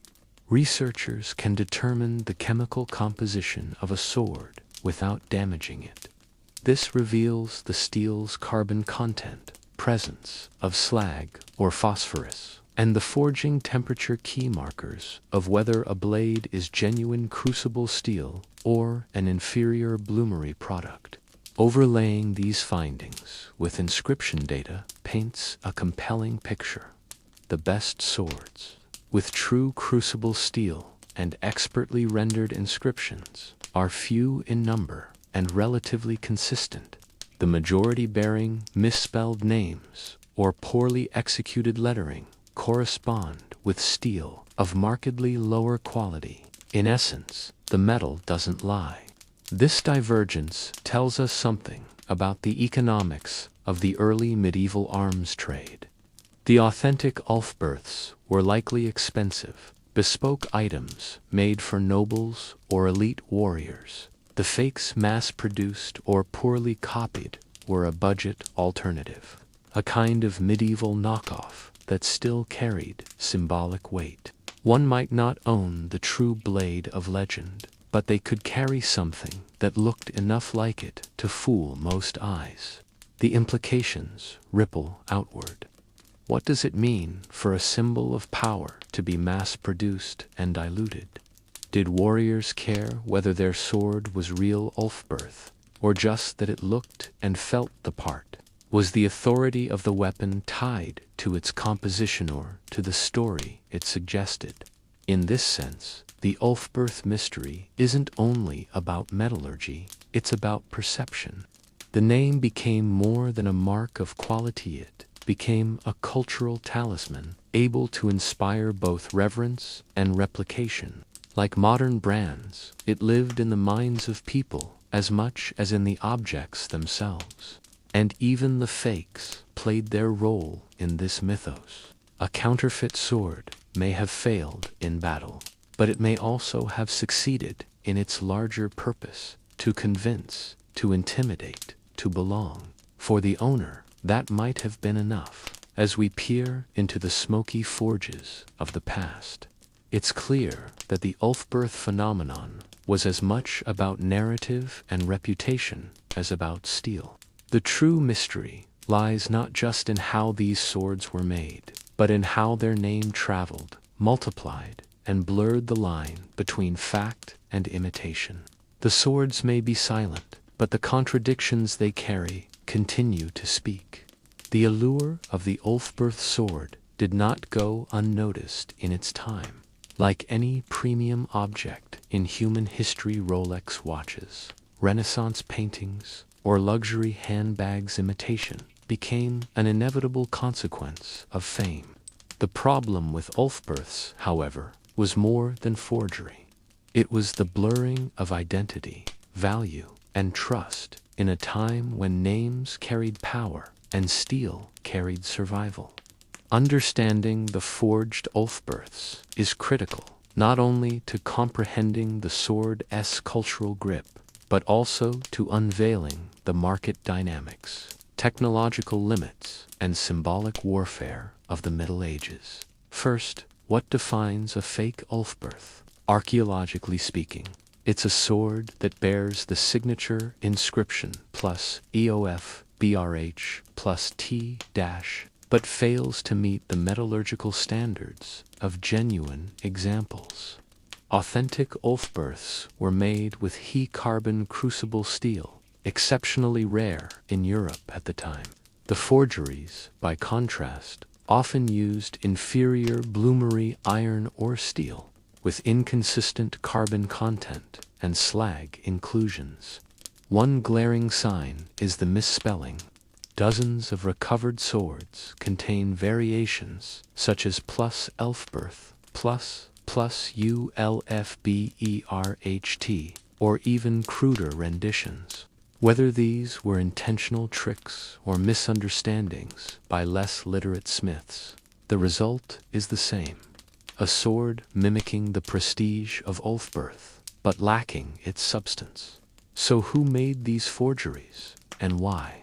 The answer lies in supply and demand. The genuine Ulfberht swords were few, expensive, and controlled, likely produced under specific workshops with trade connections to Central Asia or the Middle East, where crucible steel was available. but their reputation had spread far and wide. Warriors, nobles, and even wealthy mercenaries wanted them. And so smiths in more remote regions, perhaps in Scandinavia, the British Isles, or Central Europe, tried to capitalize on the trend. In some cases, these forgeries were not entirely fraudulent. They may have been homages or attempts to align with a prestigious tradition. A swordsmith who had heard of Ulfberht's fame might have wanted to borrow its aura for his own work, but many were clear counterfeits, an effort to pass off inferior goods at premium prices. These imitations provide a remarkable lens into medieval economics. A sword wasn't just a weapon, it was a market signal. Just as modern buyers are drawn to labels and logos, medieval buyers were drawn to inscriptions. In an illiterate world, a sword with markings was immediately seen as more valuable, more exotic, and more trustworthy even if the bearer couldn't read it. The widespread forging of Ulfberhts also reveals the challenges of intellectual property in a pre-industrial society. There was no central authority to regulate trademarks or authenticity. A smith who copied the inscription faced no legal consequences, only the potential wrath of an unsatisfied client. And yet, many of the fake Ulfberhts saw battle. Their steel may have been flawed, but in capable hands, they still killed. This speaks to the psychological edge of branding. A warrior wielding an Ulfberht, real or not, might feel more powerful, more elite. Belief itself could be a weapon. Modern science has played a crucial role in distinguishing real from fake. Spectroscopy, carbon analysis, and metallurgy allow researchers to detect slag, carbon levels, and construction techniques. The genuine Ulfberhts consistently show higher quality steel and more sophisticated forging, especially in how the blade's core was welded and tempered. One of the most famous examples is a sword discovered near the Weser River in Germany. At first glance, it bore the Ulfberht inscription perfectly, but upon closer metallurgical inspection, it was revealed to be made of impure bloomery iron. It had been carefully crafted to look the part, but failed under microscopic scrutiny. In this light, Ulfberht becomes more than just a sword. It becomes a mirror, reflecting medieval anxieties about authenticity, honor, and social climbing. To carry an Ulfberht was to carry legitimacy. To carry a fake was to gamble that no one would notice. There's a final irony here. Today, some of the most valuable Ulfberhts to collectors and historians are the fakes. They tell stories of desperation, admiration, and cunning. They show how far people would go to access what they saw as the pinnacle of martial technology. In their imperfections, they preserve the echoes of ambition and imitation.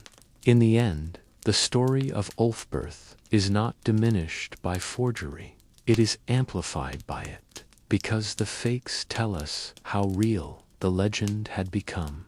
The legacy of the Ulfberht swords stretches far beyond the battlefield, past the museums that now hold them, and even beyond the scholars and metallurgists who continue to investigate their secrets.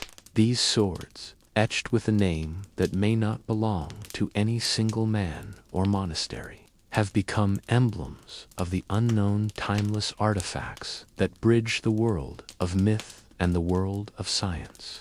In a way, they are reminders of how much knowledge may have been lost, how much remains hidden, and how much humanity once knew and somehow forgot. In the last few decades, as technologies like X-ray fluorescence spectroscopy, scanning electron microscopy, and carbon dating have improved, so too has our ability to peer into the past. These tools have allowed experts to analyze Ulfberht swords without damaging them, offering insights into the composition of the steel, the methods of forging, and even the trade routes that may have brought the raw materials to medieval Europe. Still, even with these advances, answers remain elusive. For instance, one of the greatest unanswered questions is how crucible steel requiring extremely high temperatures and controlled conditions made its way into Viking-era Europe. The idea that this steel originated in India or Central Asia and traveled along complex trade routes is well supported by historical evidence. Ancient texts from the Islamic Golden Age and Indian metallurgic traditions describe the making of such steel, often referred to as woots. But if Ulfberht swords were forged from this imported steel, who was coordinating the trade? And more mysteriously, who possessed the know-how to work with it? Some researchers have suggested that swordsmiths in the Frankish Empire may have reverse-engineered the techniques, perhaps after exposure through diplomatic or religious missions.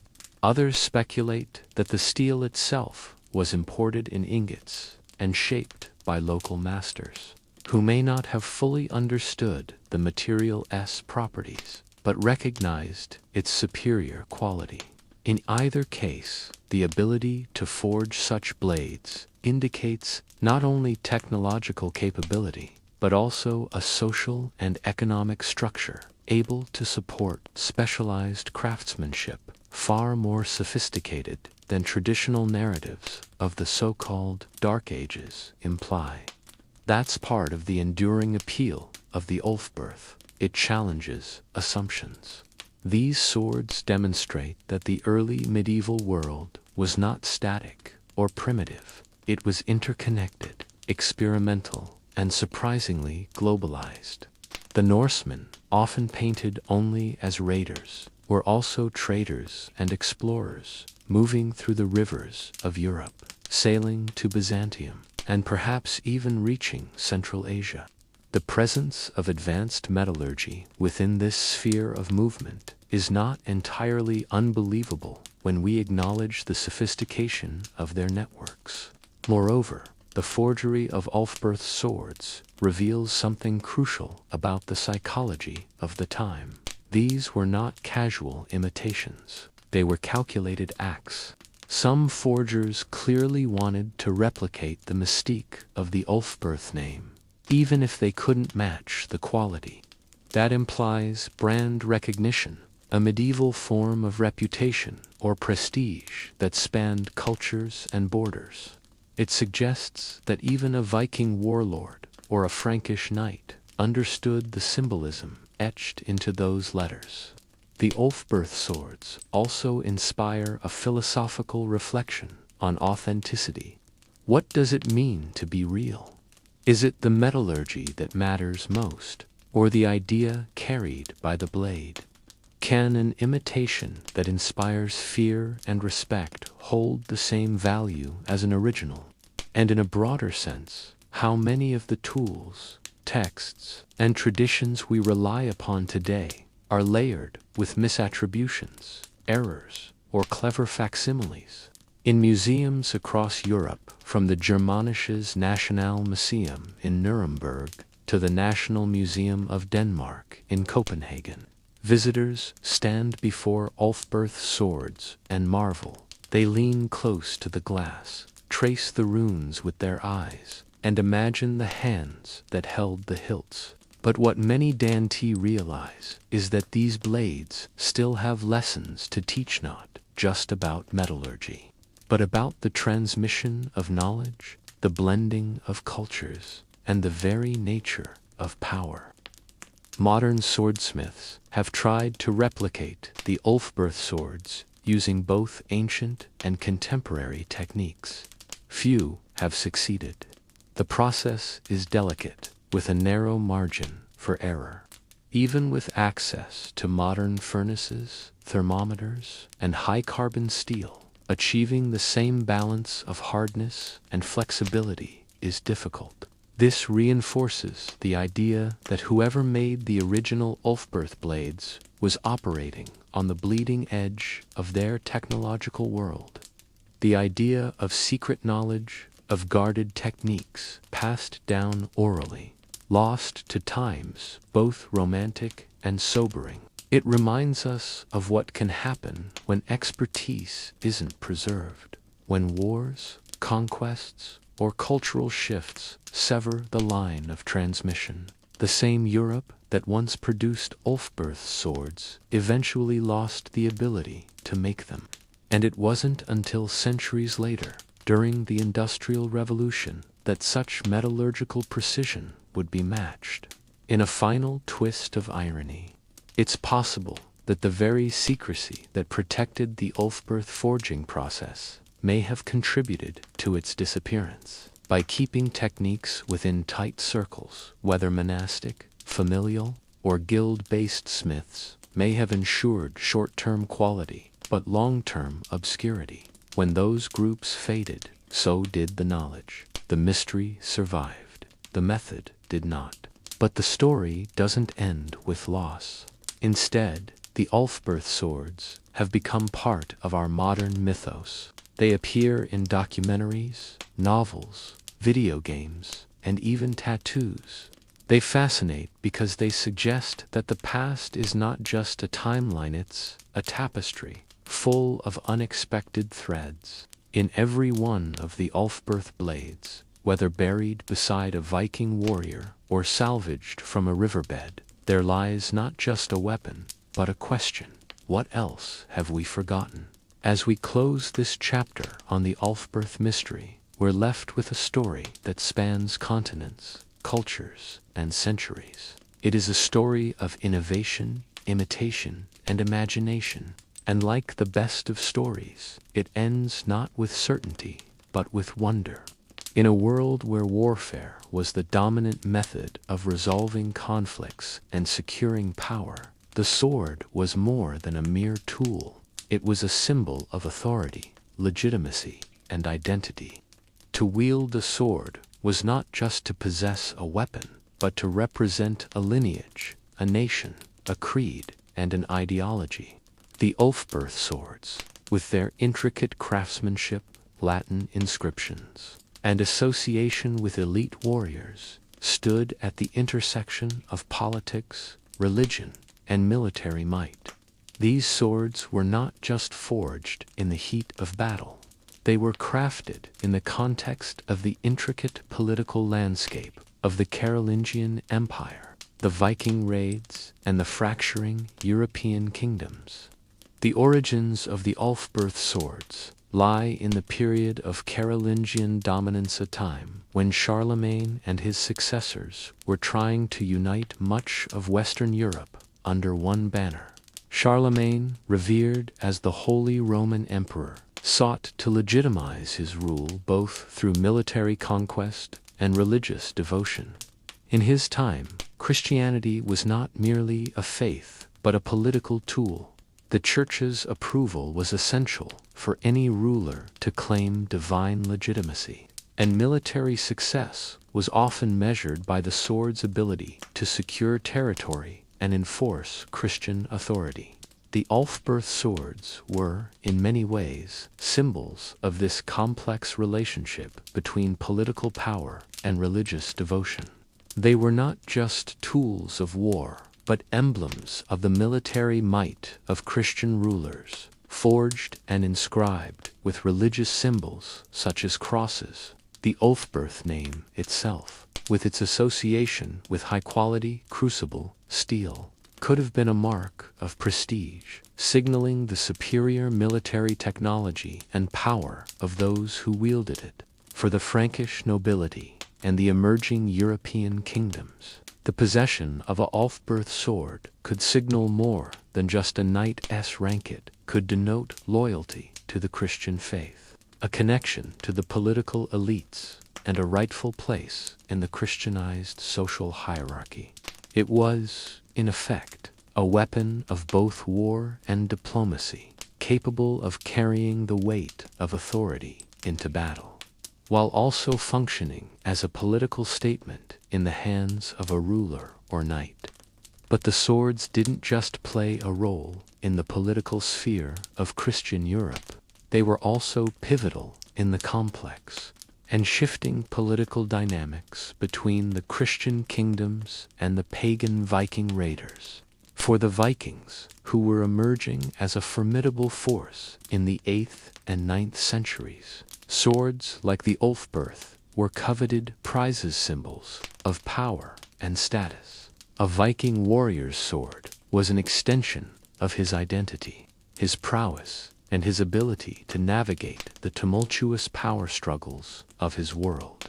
The Vikings' pagan beliefs were in direct contrast to the Christian influence that was spreading throughout Europe. However, this didn't stop them from acquiring Ulfberht swords, which were often looted from monasteries, forts, and towns during Viking raids. Many of these swords were forged with Christian symbols, like crosses, but the Vikings, whose society was often defined by warrior codes and Norse mythology, didn't necessarily see these symbols through a religious lens. Instead, the Christian imagery likely added to the sword's mystique, elevating their value and adding a layer of symbolic power to their already superior craftsmanship. Interestingly, the Viking raids also contributed to the spread of Ulfberht swords across Europe. As Vikings ransacked settlements from the British Isles to the Frankish heartlands, they carried with them these rare and precious swords, which became highly sought-after artifacts of war.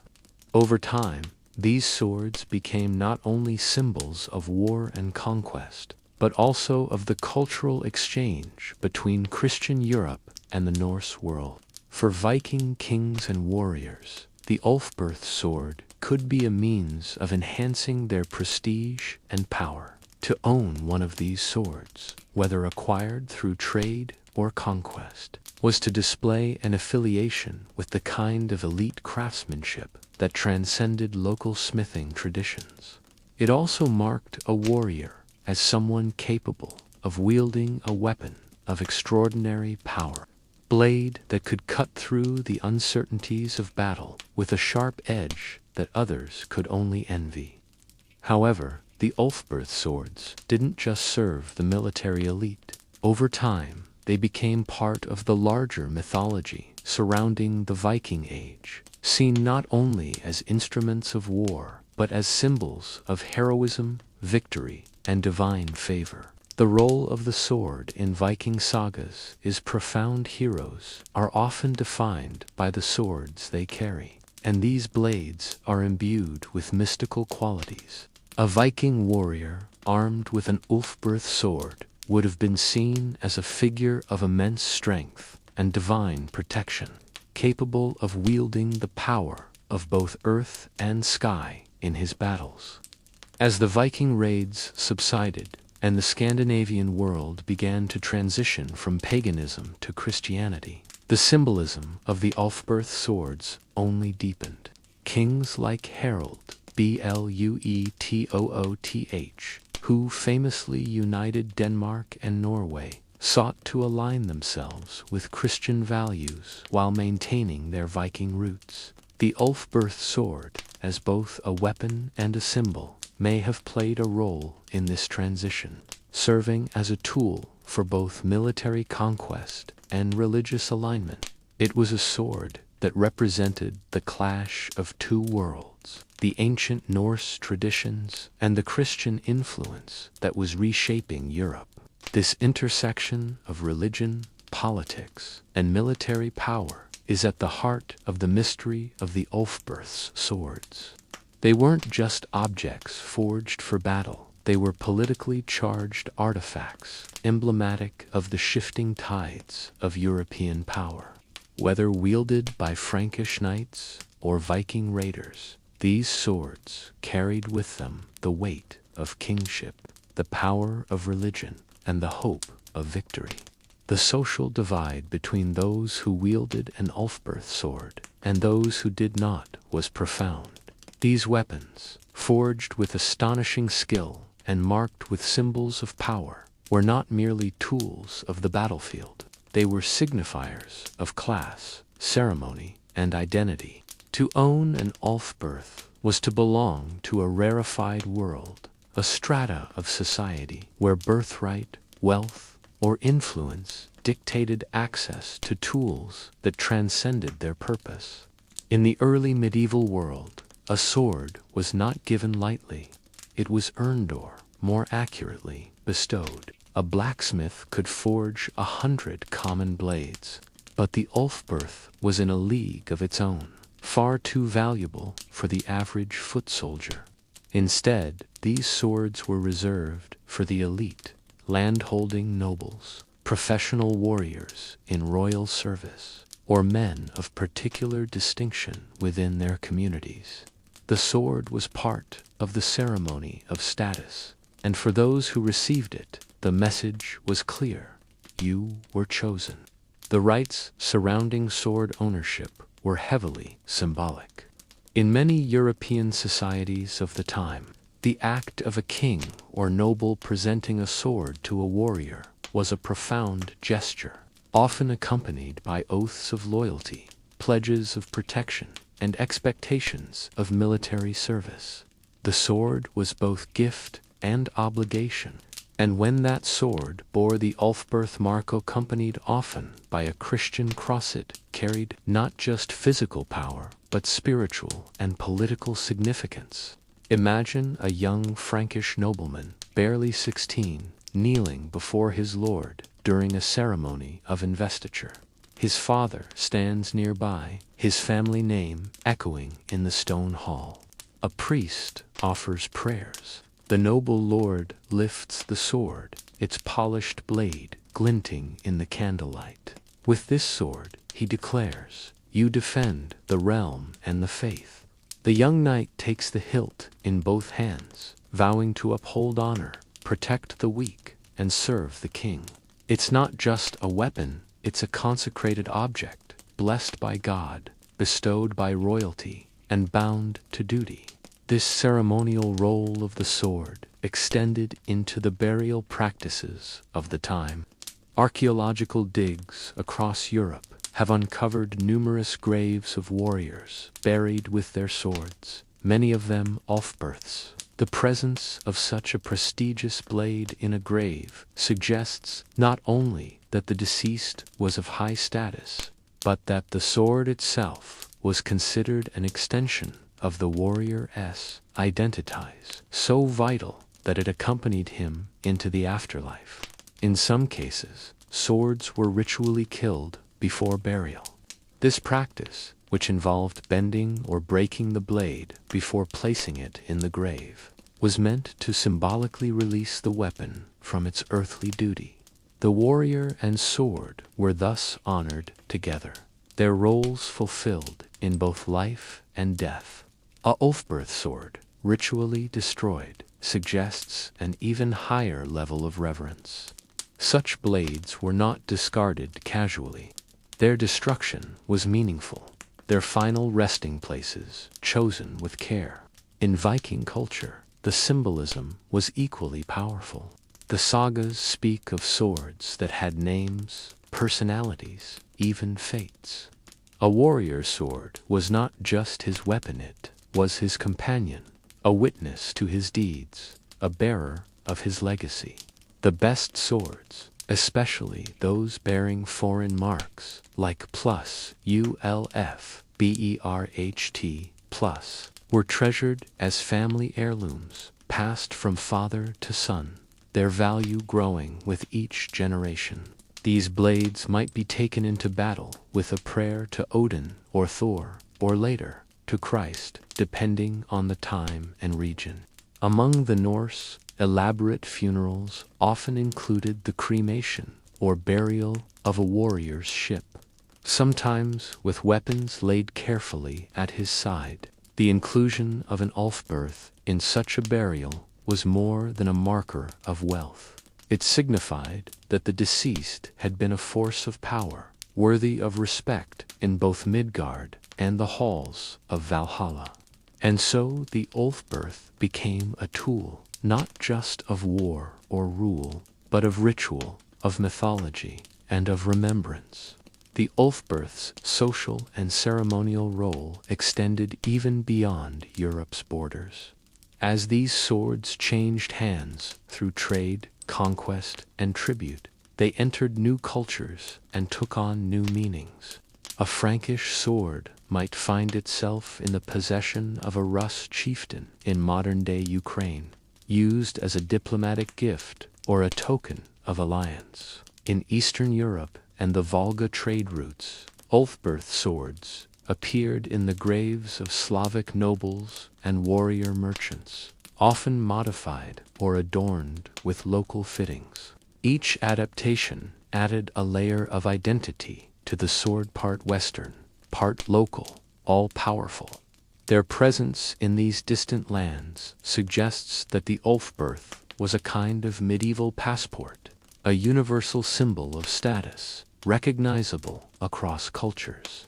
Even when stripped of its original context, the quality of the blade, the clarity of its inscription, and the weight of its myth elevated it above ordinary weapons. In an age before mass production, before global branding, before social media status symbols, the Ulfberht sword was the epitome of prestige.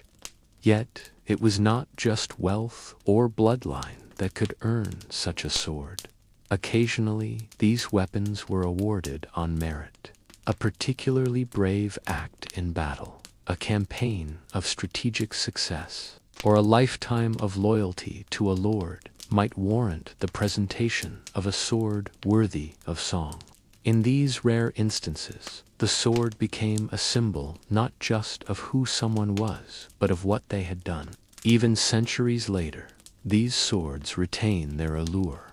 In museums, behind glass, and under soft lighting, the surviving Ulfberhts speak not only of violence and conquest, but of elegance, privilege, and ceremony.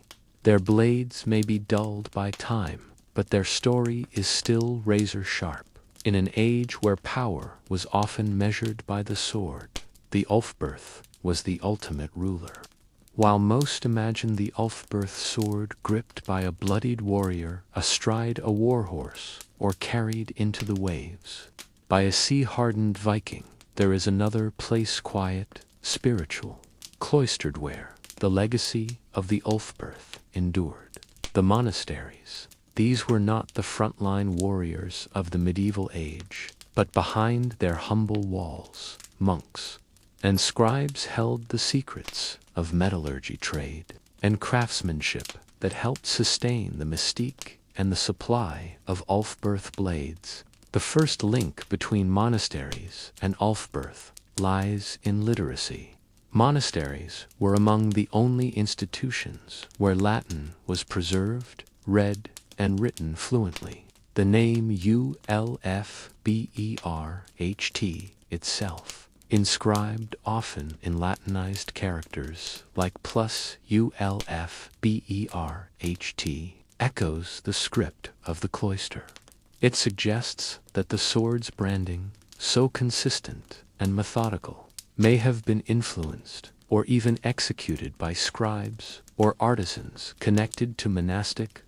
Further, the monasteries were landowners, massive ones. In the Frankish Empire, especially, abbeys controlled vast tracts of forest, water, and mineral-rich land, or charcoal, and labor-essential ingredients for forging high-quality steel were often under monastic control. In some regions, the only way to access the necessary infrastructure for sword-making was to be in the monastery as good graces. Moreover, some monastic orders were not wholly pacifist. The Carolingian Renaissance, a flowering of art, theology, and industry during the reign of Charlemagne and his successors, was deeply entwined with monasticism. These monks did not swing Ulfberhts in battle, but they blessed them. they recorded their lineage. They stored them as relics. In some cases, they may have funded or overseen their production. There are tantalizing references in Carolingian and Ottonian records of monasteries housing weapons, caches intended not just for defense, but for equipping local levies or noble allies. These weapons included high-quality blades, and while we cannot be certain every one bore the Ulfberht mark, their origin and storage in monastic armories points to an elite and selective use. Consider Fulda Abbey, one of the most influential religious centers in East Francia. It held sway over trade routes and resource-rich territories.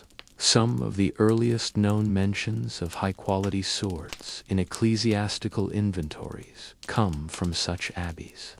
The balance between sacred duty and secular necessity meant that monks often engaged with the world far more practically than popular imagination might allow. In a spiritual context, the sword had layered meaning. Biblical metaphors abounded: the sword of the Spirit, the flaming sword guarding Eden, the righteous blade of divine justice. When Ulfberht swords were commissioned for noble heirs or donated as offerings, they were sometimes blessed, consecrated, like holy objects. This raised their symbolic status and may explain why so many are found in graves with ritualistic positioning. Archaeological digs near former monastic grounds have uncovered fragments of weaponry that bear the hallmarks of elite craftsmanship. Combined with documentary evidence, it becomes clear that monasteries played a quiet but vital role in the Ulfberht story, not as wielders, but as stewards. One cannot ignore the political role of abbots and bishops, either. In many Frankish regions, a powerful abbot held equal sway to a secular lord. He might raise militias, defend borders, or grant favor to swordsmiths. If a master craftsman wished to secure resources or protection, affiliating with a monastery was a logical step. In return, the church gained finely wrought arms, useful both in earthly conflict and as spiritual symbols. There are even stories, half legend, half truth, of monksmiths, artisans who split their time between prayers and anvils. While rare, these figures capture the dual spirit of the age: steel and scripture, fire and faith, whether real or romanticized. They symbolize the merging of two medieval powers, religion and warfare, onto the blade of the Ulfberht. In illuminated manuscripts, swords are sometimes depicted in the margins or in the hands of saints and martyrs. These images reflect an understanding that the sword, while a weapon, was also an idea-bearer of justice, authority, and divine order. Ulfberht, in this sense, was more than a sword. It was a concept that transcended the battlefield. As we walk the echoing stone halls of what remains of medieval abbeys, we might imagine a monk seated by candlelight, inscribing a charter or copying a psalter. In the next room, a chest holds a gleaming sword with a strange inscription. It waits not for war, perhaps, but for purpose. In that tension lies the quiet, hidden legacy of the Ulfberht among the cloisters. Not every bearer of the Ulfberht sword was a warrior born of bloodline and battle. Some earned their power through coin, cunning, and control of the great arteries of medieval commerce. These were the merchant princes, cosmopolitan elites who, while not always kings or knights, held sway through wealth and access.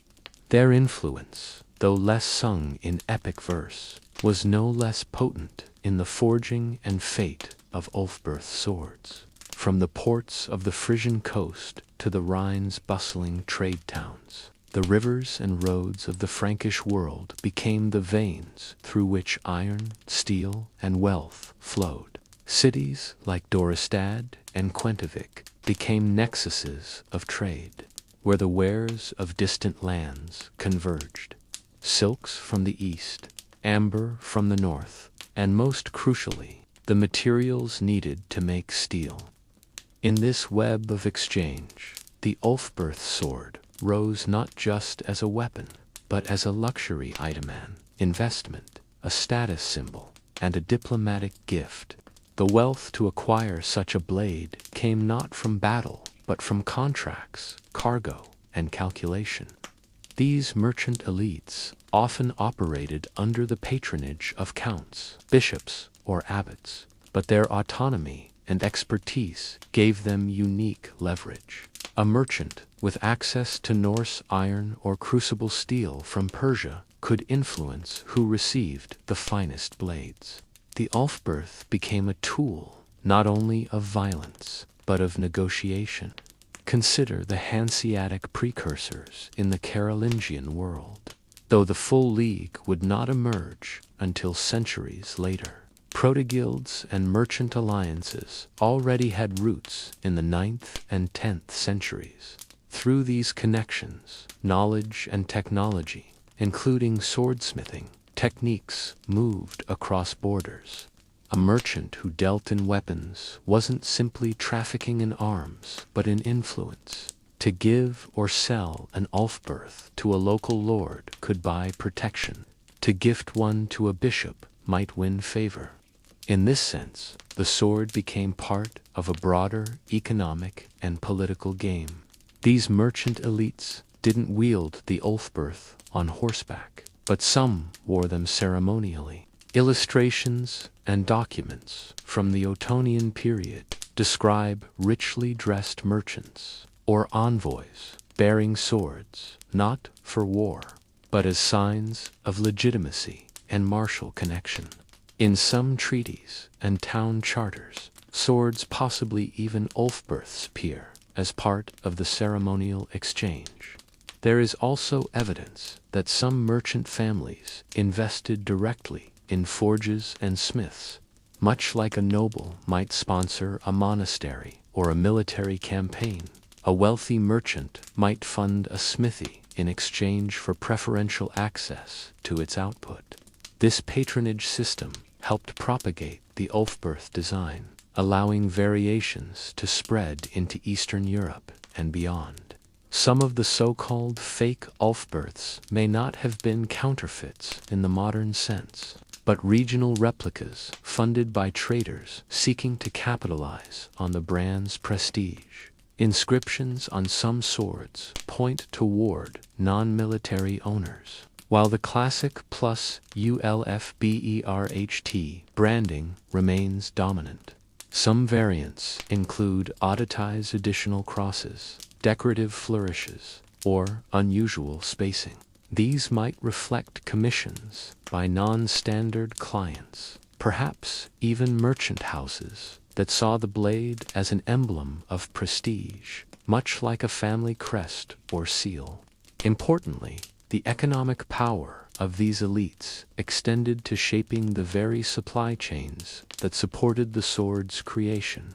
Controlling access to manganese-rich iron, for example, gave certain traders a hand in determining the quality of steel being smelted. Traders moving through Moorish Spain, the Caucasus, or even as far as Persia occasionally returned with metallurgical knowledge, exotic ores, or rare tools. Their role in steel refinement, while not direct, was pivotal. Furthermore, these elites often maintained private guards or caravansary militias. These fighters, while smaller in number than noble armies, were often better equipped. A merchant family might outfit their guard with Ulfberhts to intimidate rivals or to demonstrate their own cultural cachet. In these cases, the sword became a walking advertisement, teach, gleaming blade, a declaration of wealth and reach. The merchant prince, like the monastic keeper or noble knight, becomes another facet in the Ulfberht's complex legacy. He reminds us that power in the medieval world came in many forms. Gold, information, and access could shape destinies as surely as steel. In the hands of such a figure, the Ulfberht was not only a weapon, it was a transaction, a bridge, a symbol. The story of Ulfberht is often told through the thunder of hooves or the clash of blades. But in the quieter chambers of trade halls and counting houses, in the ledgers inked with careful hands, another version of its journey unfolds, one that speaks to commerce, ambition, and the subtle art of influence. As the drums of war echoed across the vast realms of early medieval Europe, the elite military commanders, those lieutenants of kings and lords, formed the muscle and mind behind the continent's ever-churning war machines. While kings gave orders and nobles rallied troops, it was the seasoned battlefield generals, the hardened captains, who executed campaigns and bled in mud-strewn fields. For these leaders, swordsmanship was not only a personal skill, but a symbol of command, and among their favored blades was the Ulfberht. It's easy to overlook the vital role that these commanders played. But it is through their hands that empires expanded and enemies fell. The prestige of wielding an Ulfberht sword extended beyond its metallurgical excellence. It was a statement of authority, of tactical prowess, and sometimes of royal favor. If a noble gifted a commander such a blade, it signaled profound trust. If a commander earned it in battle, it became a testament to their bravery and cunning. Among the numerous accounts from Frankish annals, we occasionally encounter references to unbreakable blades or gifts from the court forge, which may point to Ulfberht-like swords distributed to military officers. Such swords may have served a dual purpose, granting superior armament to key warriors and reinforcing loyalty through prestige. Just as modern medals and commissions distinguish rank, the Ulfberht sword distinguished valor. These commanders often operated independently in far-off territories, overseeing garrisons, quelling rebellions, or leading raids. A sword that would not falter under pressure, a weapon that gave them both psychological and physical edge, was indispensable. The high carbon content and resilience of Ulfberht swords allowed for more aggressive techniques and less worry over snapping blades, especially vital for a commander directing troops in the thick of chaos. There are examples from Viking sagas and Carolingian records where the sword of a commander is named and revered, its reputation preceding the warrior himself. In these tales, a blade inscribed with mysterious runes or bearing sacred marks would often dishearten enemies and inspire allies. Ulfberht, with its distinct cross and Latin script, likely contributed to this mythos. But beyond battlefield prowess, these swords held ceremonial weight. Commanders would bear them in reviews, in parades before campaigns, or even in courtly proceedings. It was not uncommon for disputes between military factions to be resolved in personal combat, and a superior blade could make all the difference. The Ulfberht became an extension of command presence, a gleaming assertion of order. In border territories, where empire met frontier, the sword's power was magnified. Their isolated commanders served as both military leaders and de facto governors. Their authority rested as much on fear and admiration as on any distant edict. Owning an Ulfberht, thus, could tip the scales, deterring rebellion, asserting dominance over allied chieftains, and forging identities in unstable lands. Some historians even speculate that in particularly volatile zones, like Saxony, Slavic borderlands, or Muslim-Christian frontiers in Iberia, commanders carried Ulfberht swords to represent their alignment with the Frankish crown or the Christian faith. These swords, gleaming with foreign steel and sacred inscription, were icons of civilization confronting the barbaric other. Like the commanders themselves, the Ulfberht swords traveled far, crossing boundaries both literal and metaphorical. Through them, the legacy of empire, order, violence, authority was written in steel. Before the thunder of ironclad warriors filled the battlefield, before the flash of Ulfberht steel caught the sunlight in a final, fatal arc, came the sound of hooves. War horses, those massive, muscular beasts bred for strength and endurance, were the unspoken partners of many an Ulfberht-wielding warrior. In the age of the Viking and the Frank, a sword's power was only as useful as the steadiness of the mount beneath its wielder. The relationship between rider and horse was more than practical, it was deeply emotional. Horses were trained not just to obey commands, but to move with the rider, to respond to shifts in weight, tension in the reins, or even subtle voice cues. For a warrior bearing an Ulfberht sword, the horse became an extension of strategy and survival. In battle, the horse's movement could dictate the rhythm of strikes, retreats, and charges. An agile horse meant life. A skittish one meant death. From Carolingian cavalry to Norse raiders, the selection of a warhorse was as critical as the forging of a blade.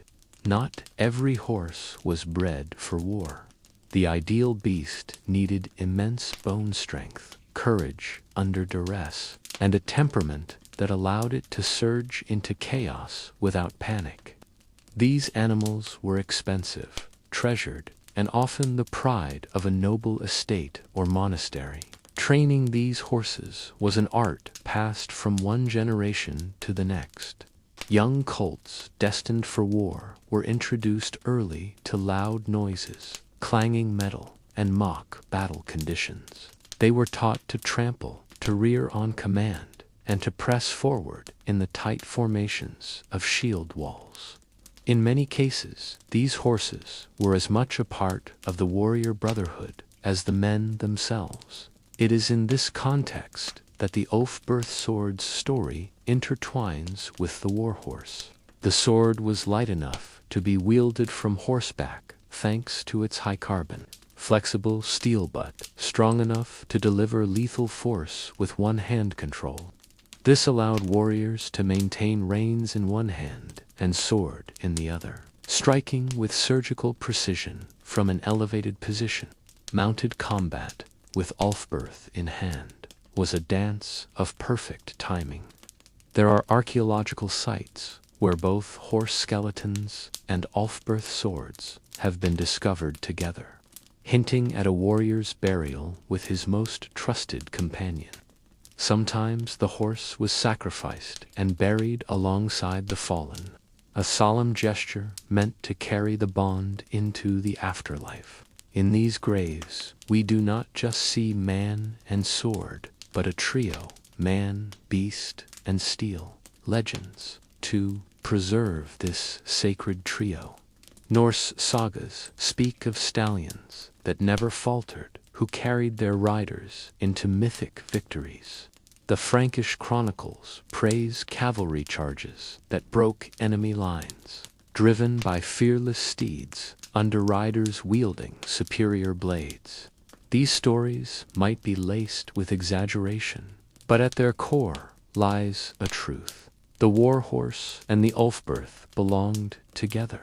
In many illuminated manuscripts of the medieval period, horses are depicted in vivid detail. Manes braided eyes, wide with determination, tack adorned with noble colors, and there, slung at the rider's side, often gleams a sword etched with symbols or sacred words. While we cannot always confirm the inscription as plus Ulfberht plus T, the iconography suggests a blade of prestige, Even after battles were won or lost, these animals remained close. Warriors cleaned their swords as they brushed down their horses. Some wrote prayers or charms for both, that the blade not break, that the horse not stumble. The battlefield, for all its terror, was also a place of deep companionship. As we reflect on the cultural tapestry of the Ulfberht sword, it would be incomplete without acknowledging these majestic, loyal beasts. They bore not only their masters, but the weight of empires, the hopes of kings, and the glory or tragedy of every charge. Alongside the clamor of swords and the roar of horses came another presence quieter, perhaps, but no less important: dogs. In the world of Ulfberht warriors and Viking raiders, dogs were not only companions, they were tools of war, guardians of camps, and symbols of loyalty. It may surprise some to know that medieval warfare included canines. While not in vast numbers like horses, dogs played key roles, especially in scouting, guarding, and even combat in some rare accounts. Across Norse and Frankish territories, these animals were bred and trained with intention, mirroring the careful selection of war horses. Sagas and chronicles describe large, powerful breeds used in raids and fortresses, perhaps early ancestors of today's mastiffs or wolfhounds. These dogs would alert warriors to nighttime intruders, trail fleeing enemies, or serve as living deterrents at the edge of a camp. With an Ulfberht-bearing warrior asleep nearby, a dog might serve as the first line of defense, growling at the scent of betrayal long before the blade was drawn. In noble halls, dogs were raised as status symbols. Kings and chieftains presented prized hounds as gifts, just as they did with swords. Receiving a dog of renowned bloodline was a mark of honor. Poems were written about loyal dogs who died defending their masters. Some were said to leap between their lord and the sword stroke meant to kill him. Dogs also figured into hunting rituals. While this seems mundane, hunting was not only a pastime, but also a military exercise training men in coordination, endurance, and precision. The dogs that excelled in the hunt were cherished for their speed and intelligence, often kept near their masters, even in battle camps. There's an account in a Carolingian-era manuscript of a war dog that refused to leave his master's corpse, snarling at approaching foes until slain himself. Such stories, whether embellished or true, speak to the depth of bond between man and dog. And where Ulfberht swords lent strength to the hand, these dogs lent vigilance to the heart. In funerary practices, two dogs were sometimes buried with their masters curled near the feet, as if still on watch. While rarer than horse burials, these remains suggest a spiritual dimension to the relationship. The sword, the man, and the beast formed a trinity of loyalty. We even find carved effigies and grave markers where a dog rests at the feet of a knight or warrior. This imagery persists across regions and eras, from Viking runestones to Norman tombs. It's a visual reminder of a life spent not alone, but in steadfast company. In the imagined silence of a medieval night stars overhead, the campfire dying picture, a warrior cleaning his Ulfberht blade, while a hound lies beside him, alert but calm, sharing the moment. That quiet camaraderie tells us much about the spirit of the age. In the grand narrative of the Viking Age where war horses thundered into battle and Ulfberht swords carved out legends, there exists a gentler, quieter figure that often escapes the eye: the cat, sleek, self-assured, and enigmatic. Cats moved through Viking households not with the fanfare of falcons or the loyalty of hounds, but with a subtle presence that was no less powerful. They were the silent observers of fireside councils, the guardians of granaries, and, in their own way, spiritual beings believed to hold otherworldly connections. While we often associate Viking society with its more robust icons, longships, axes, and chainmail, the role of animals in domestic and symbolic life extended far beyond the battlefield. And within that domestic sphere, the cat occupied a curious place. It was both practical and mystical, both companion and protector. These felines shared space with the very warriors who wielded Ulfberht swords, padding softly across the wooden floors of lone houses, slipping silently through barn rafters, and curling beside children on cold northern nights. Archaeological discoveries across Scandinavia and the British Isles have confirmed the presence of domestic cats in Viking settlements. Their bones have been found in various contexts, some suggesting they were well cared for, others indicating they were skinned for their pelts.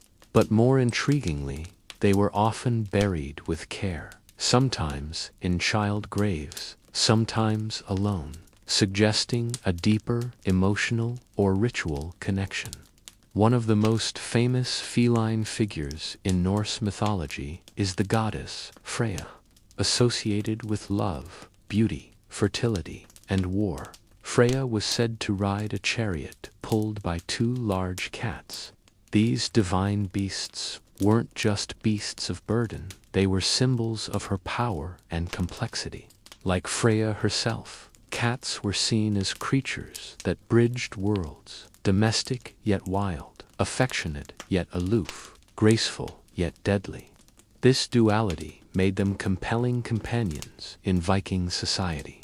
On a practical level, they kept longhouses and granaries free from rodents. In an age when grain stores were the lifeblood of a community, a cat's hunting prowess could mean the difference between survival and starvation. Warriors returning from campaign may have found as much comfort in the familiar weight of a cat on their lap as in the cool steel of their Ulfberht blade. Cats also occupied a symbolic space. In some interpretations of Norse belief, they were seen as familiar animals with spiritual connections to gods or humans. Their silent observation and sudden bursts of action gave them an air of mystery, and it is not far-fetched to believe that some were thought to carry omens or warnings. A cat meowing persistently at the door, staring at empty space, or avoiding a guest might be interpreted as a sign. In a world without modern explanations for every shadow or sound, animals became interpreters of the unknown. In Viking art and ornamentation, stylized feline figures appear in brooches, carvings, and textiles. These depictions are not always literal. Sometimes they are symbolic, evoking grace, independence, and the feminine divine. A warrior might wear a Freya pendant, or a cat-shaped amulet for protection, fertility, or even success in battle. This blend of domesticity and myth gave the cat a special place in the Nordic imagination. Unlike war horses or hounds, cats were rarely trained. They lived alongside humans, but on their own terms. This independence may have contributed to their mystique. The Viking ethos valued strength and freedom traits that cats embodied in their own quiet way. They did not obey commands, but they contributed nonetheless. They hunted, watched, comforted, and endured. In that way, they mirrored the ideal of the Viking homesteader, resilient, resourceful, and connected to the rhythms of nature. There is a tale in the Icelandic sagas of a woman accused of witchcraft who was always followed by a gray cat. The villagers feared the animal, believing it to be her transformed spirit or a harbinger of doom. Whether or not the story is true, it speaks to the cultural weight cats carried. They were never simply pets. They were symbols of protection, independence, danger, and power. One might imagine a warrior polishing his Ulfberht sword by the hearth, flames reflecting in its blade, while a cat circles his ankles or perches nearby, eyes glowing in the firelight. No words are exchanged, but an understanding passes between them. In that quiet moment, the grandeur of conquest gives way to the intimacy of lifesteal and fur, battle and peace. Cats even appear in burial contexts where high-status women were interred with grave goods, possibly indicating their role as spiritual protectors or companions in the afterlife. In some cases, the presence of a cat might signify a priestess, healer, or woman of magical ability.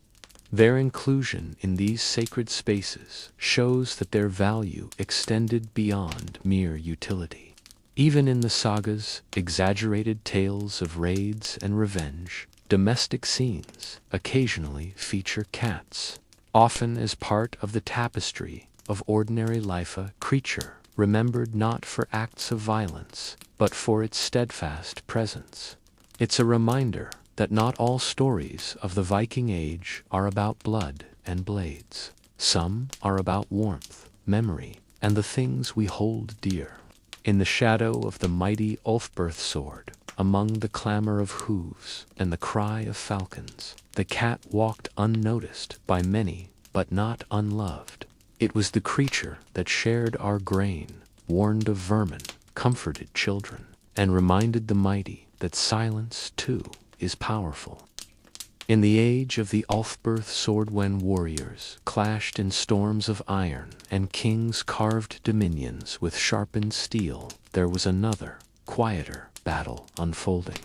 This was the struggle for health and survival, not on blood-soaked fields, but in the smoky confines of longhouses and monastery infirmaries, and alongside herbal brews, whispered prayers, and the hard-won knowledge of generations, animals stood at the bedside of the sick, not as warriors, not as weapons, but as healers. To the people of the Viking Age and early medieval Europe, the natural world was not a backdrop, was a living participant in daily life.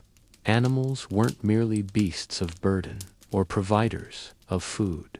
Some were seen as vessels of wellness, bearers of luck, or even living medicine.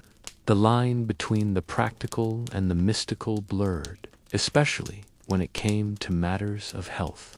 And nestled within that cultural overlap was a deep belief that animals could help heal the body, soothe the soul, and sometimes ward off death itself. Cats, dogs, birds, and livestock all played their parts in this ancient pharmacopoeia, not only in the literal sense, but through their presence and behaviors. Take, for example, the medieval belief that cats could draw out illness. In several monastic texts from Frankish territories, we find accounts of cats being kept in infirmaries, not merely to control vermin, but to sleep beside the sick. It was believed that their warmth could reduce fevers, their purring could ease pain, and their uncanny ability to sense distress made them ideal companions for the unwell. Modern science has begun to lend credence to some of these medieval instincts. Studies show that a cat's purring can have a frequency conducive to bone healing and stress reduction. But the warriors and healers of the Ulfberht age did not have access to such data. What they had was observation, tradition, and intuition. And their observations told them that a purring cat curled beside a feverish child brought comfort that mattered. Dogs, too, served a role in healing. Their loyalty and alertness were prized in times of war, but in times of peace, they served as guardians of the weak. The elderly and infirm were often attended by dogs who alerted family members to trouble, fetched items, or simply offered companionship. In Norse households, a dog lying at the foot of a sickbed was considered a good omen, and it was said that dogs could sense the shadow of death. If a dog refused to enter a room, it might be a sign that the patient's time was near. Horses, majestic and mighty, also found themselves linked to healing in unexpected ways.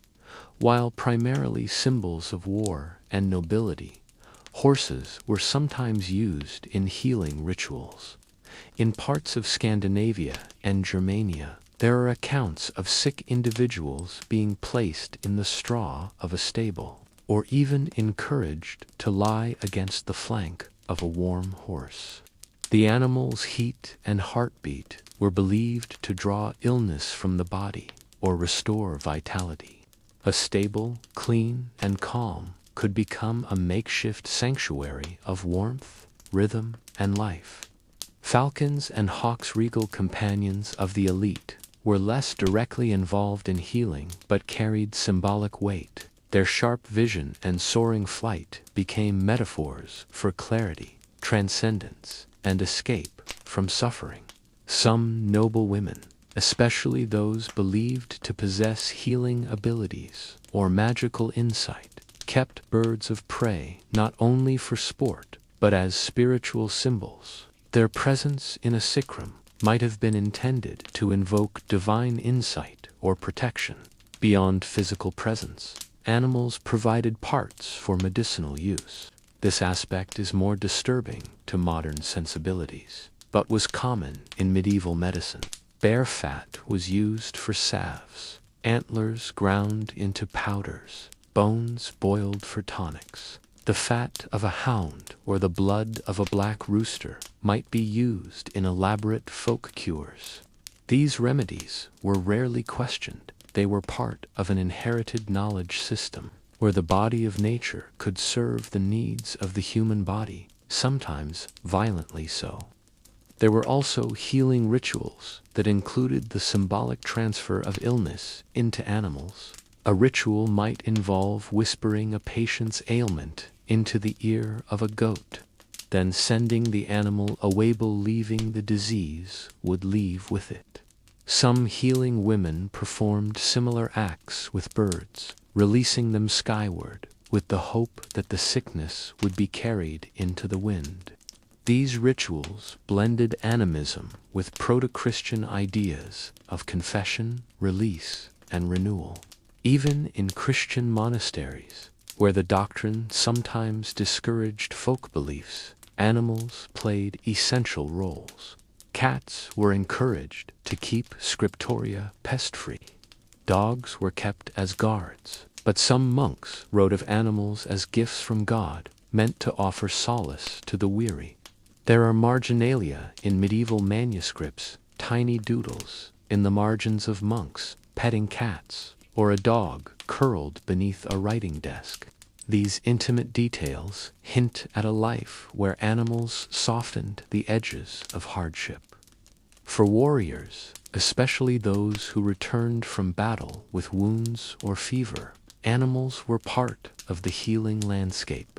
A trusted hound that had followed a warrior into battle might now lie at his side as he recovered. A cat, once a silent observer of his household, might now curl at his feet during sleepless nights.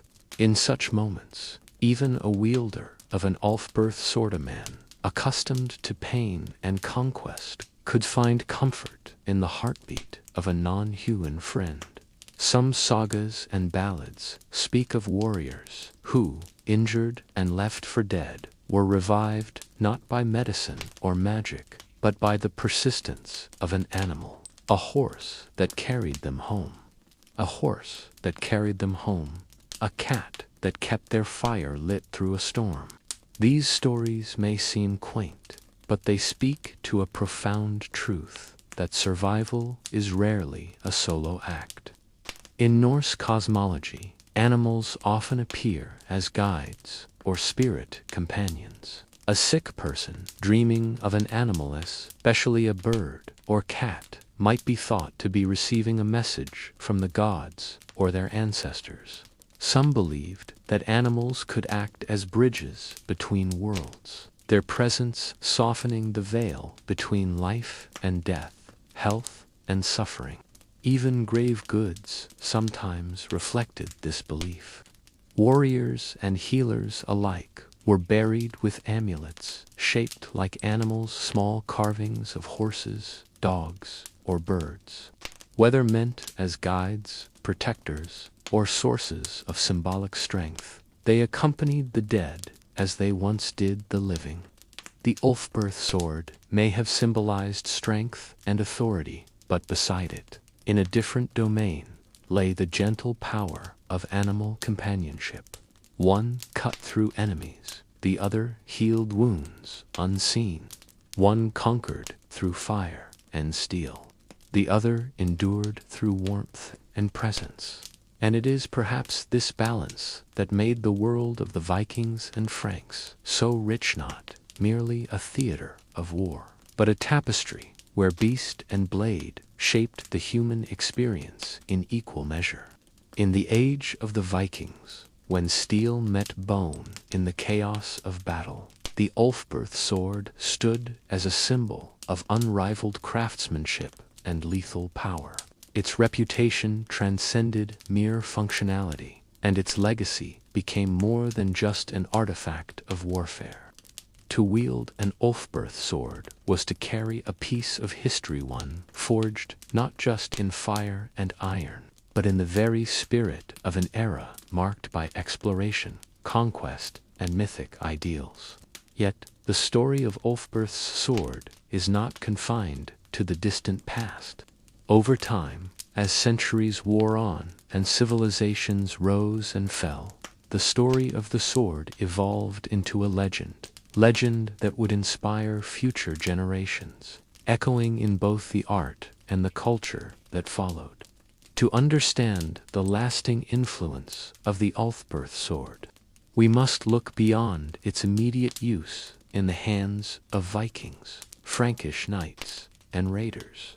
We must explore how the sword's symbolism and craftsmanship continued to shape the future, becoming a cultural touchstone that influenced art, power, and the imagination. In its own time, the Ulfberht sword was coveted as much for its quality as for its association with the legendary warriors who carried it. Its remarkable ability to resist breaking or bending in combat made it more than just a weapon. It was a statement of skill, prestige, and invincibility. For the men who carried it, the Ulfberht sword was a bond connection to a lineage of warriors, a tool of survival, and an emblem of their place in a world constantly on the edge of war and conquest.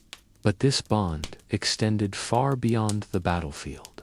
Across the lands of Europe, the Ulfberht sword became a symbol of power, much like the crowns of kings or the thrones they sat upon.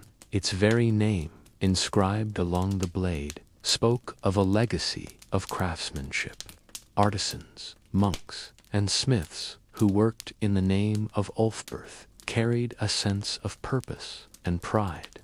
It was not only the skill of the craftsman that was revered, but the idea that the blade represented something greater, piece of history, bound by myth, told in blood. The symbol of the Ulfberht sword was forged in the fires of battle, but it would ultimately outlast the battles themselves. As kingdoms rose and fell, as the centuries passed, the story of the sword and its wielder lived on in myth. The Vikings and their swords may have been relegated to history books, but their legacy continued to echo throughout the ages, influencing not just military technology, but also art, literature, and culture. In the medieval period, as Europe entered the age of chivalry, the Ulfberht sword became more than just a tool for survival. It became a symbol of noble bloodlines, of knights and kings, of power and prestige. To hold such a sword was to be part of a lineage of warriors, men who stood at the edge of civilization, carving out their place in a world of constant upheaval. In these times, swords were not just weapons, they were a means of displaying one's status, one's role in society. The Ulfberht sword was a reminder of the deep connection between power, myth, and legacy. In the later centuries, as firearms began to replace swords on the battlefield, the Ulfberht sword faded into history, yet its influence remained. As the centuries wore on, the idea of the sword as a symbol of power remained deeply entrenched in Western culture. In the world of the Renaissance, knights and noble families looked to the past for inspiration, reviving the ideals of chivalry and the heroic tales of ancient warriors. The sword once again became a central figure in art, literature, and myth.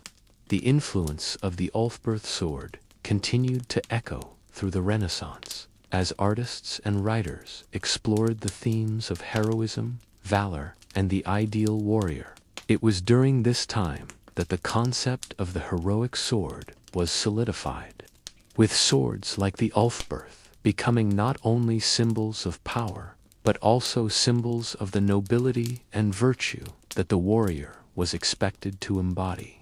This mythos, which began in the heart of medieval Europe, continued to influence the Western world for centuries to come. Even in the modern age, the story of the Ulfberht sword lives on. Though the weapons of modern warfare have far surpassed the simple blade in power and precision, the ideals and imagery of the sword have endured. Today, the Ulfberht sword is celebrated in museums, historical reenactments, films, and video games. Its legacy has become a part of global popular culture, symbol of the warrior spirit, honor, and sacrifice. In many ways, the Ulfberht sword has come to symbolize the very essence of the warrior ethos. It represents not just a tool of war, but a deep connection to history, myth, and the bond between man and the weapons he creates. The swords that were wielded by the ancient warriors are no longer just tools of destruction. They have become emblems of something much greater. As the centuries have passed, the Ulfberht sword has evolved from a practical weapon into a cultural artifact, inspiring countless generations. In the end, its legacy is not just one of battle, but of myth, memory, and the enduring human desire to forge something that will outlast the ages. Long after the clang of sword against shield had quieted, and the last Viking longship had vanished from the misted coasts of Europe, the Ulfberht sword lived on not as steel, but as story. It passed from hand to hand, not through battle, but through tales, song, and symbol. In this part of its journey, the blade was no longer wielded by warriors on the field, but by bards, monks, chroniclers, and later novelists, filmmakers, and dreamers. The shift from battlefield to myth began early. Within a generation or two of its heyday, Ulfberht swords were being spoken of in tones reserved for relics. The names of their wielders faded, but the swords themselves took on a life of their own. In Norse sagas, Frankish Schansons digest, and even later Celtic legends, swords with strange powers and fated owners appear again and again. Though not always named Ulfberht, the descriptions often align. A sword of unmatched quality, gifted by a god or a mysterious monk, capable of cleaving through armor or glowing in battle. These swords may be fictional, but they echo the reputation and reverence that historical Ulfberhts earned. Consider the Icelandic sagas, where warriors are sometimes granted heirloom blades by kings or gods. These weapons are almost always described in terms that mirror Ulfberht's known characteristics: stronger than common swords, more balanced, engraved with symbols, and named. Naming one's weapon was no light act. A sword that had earned a name had also earned a soul in the eyes of its wielder. Such weapons were not just tools, they were entities with presence and memory. The Ulfberht's enduring inscription served as its name, a brand that became legend. In Carolingian literature, especially the epic poetry of the Chanson de Roland, or later tales of Charlemagne's paladins, enchanted swords feature prominently. These blades are described as both divine and practical, unbreakable, noble, bearing blessings or curses. While these texts may have embellished details, they were likely inspired by the superior swords of the time.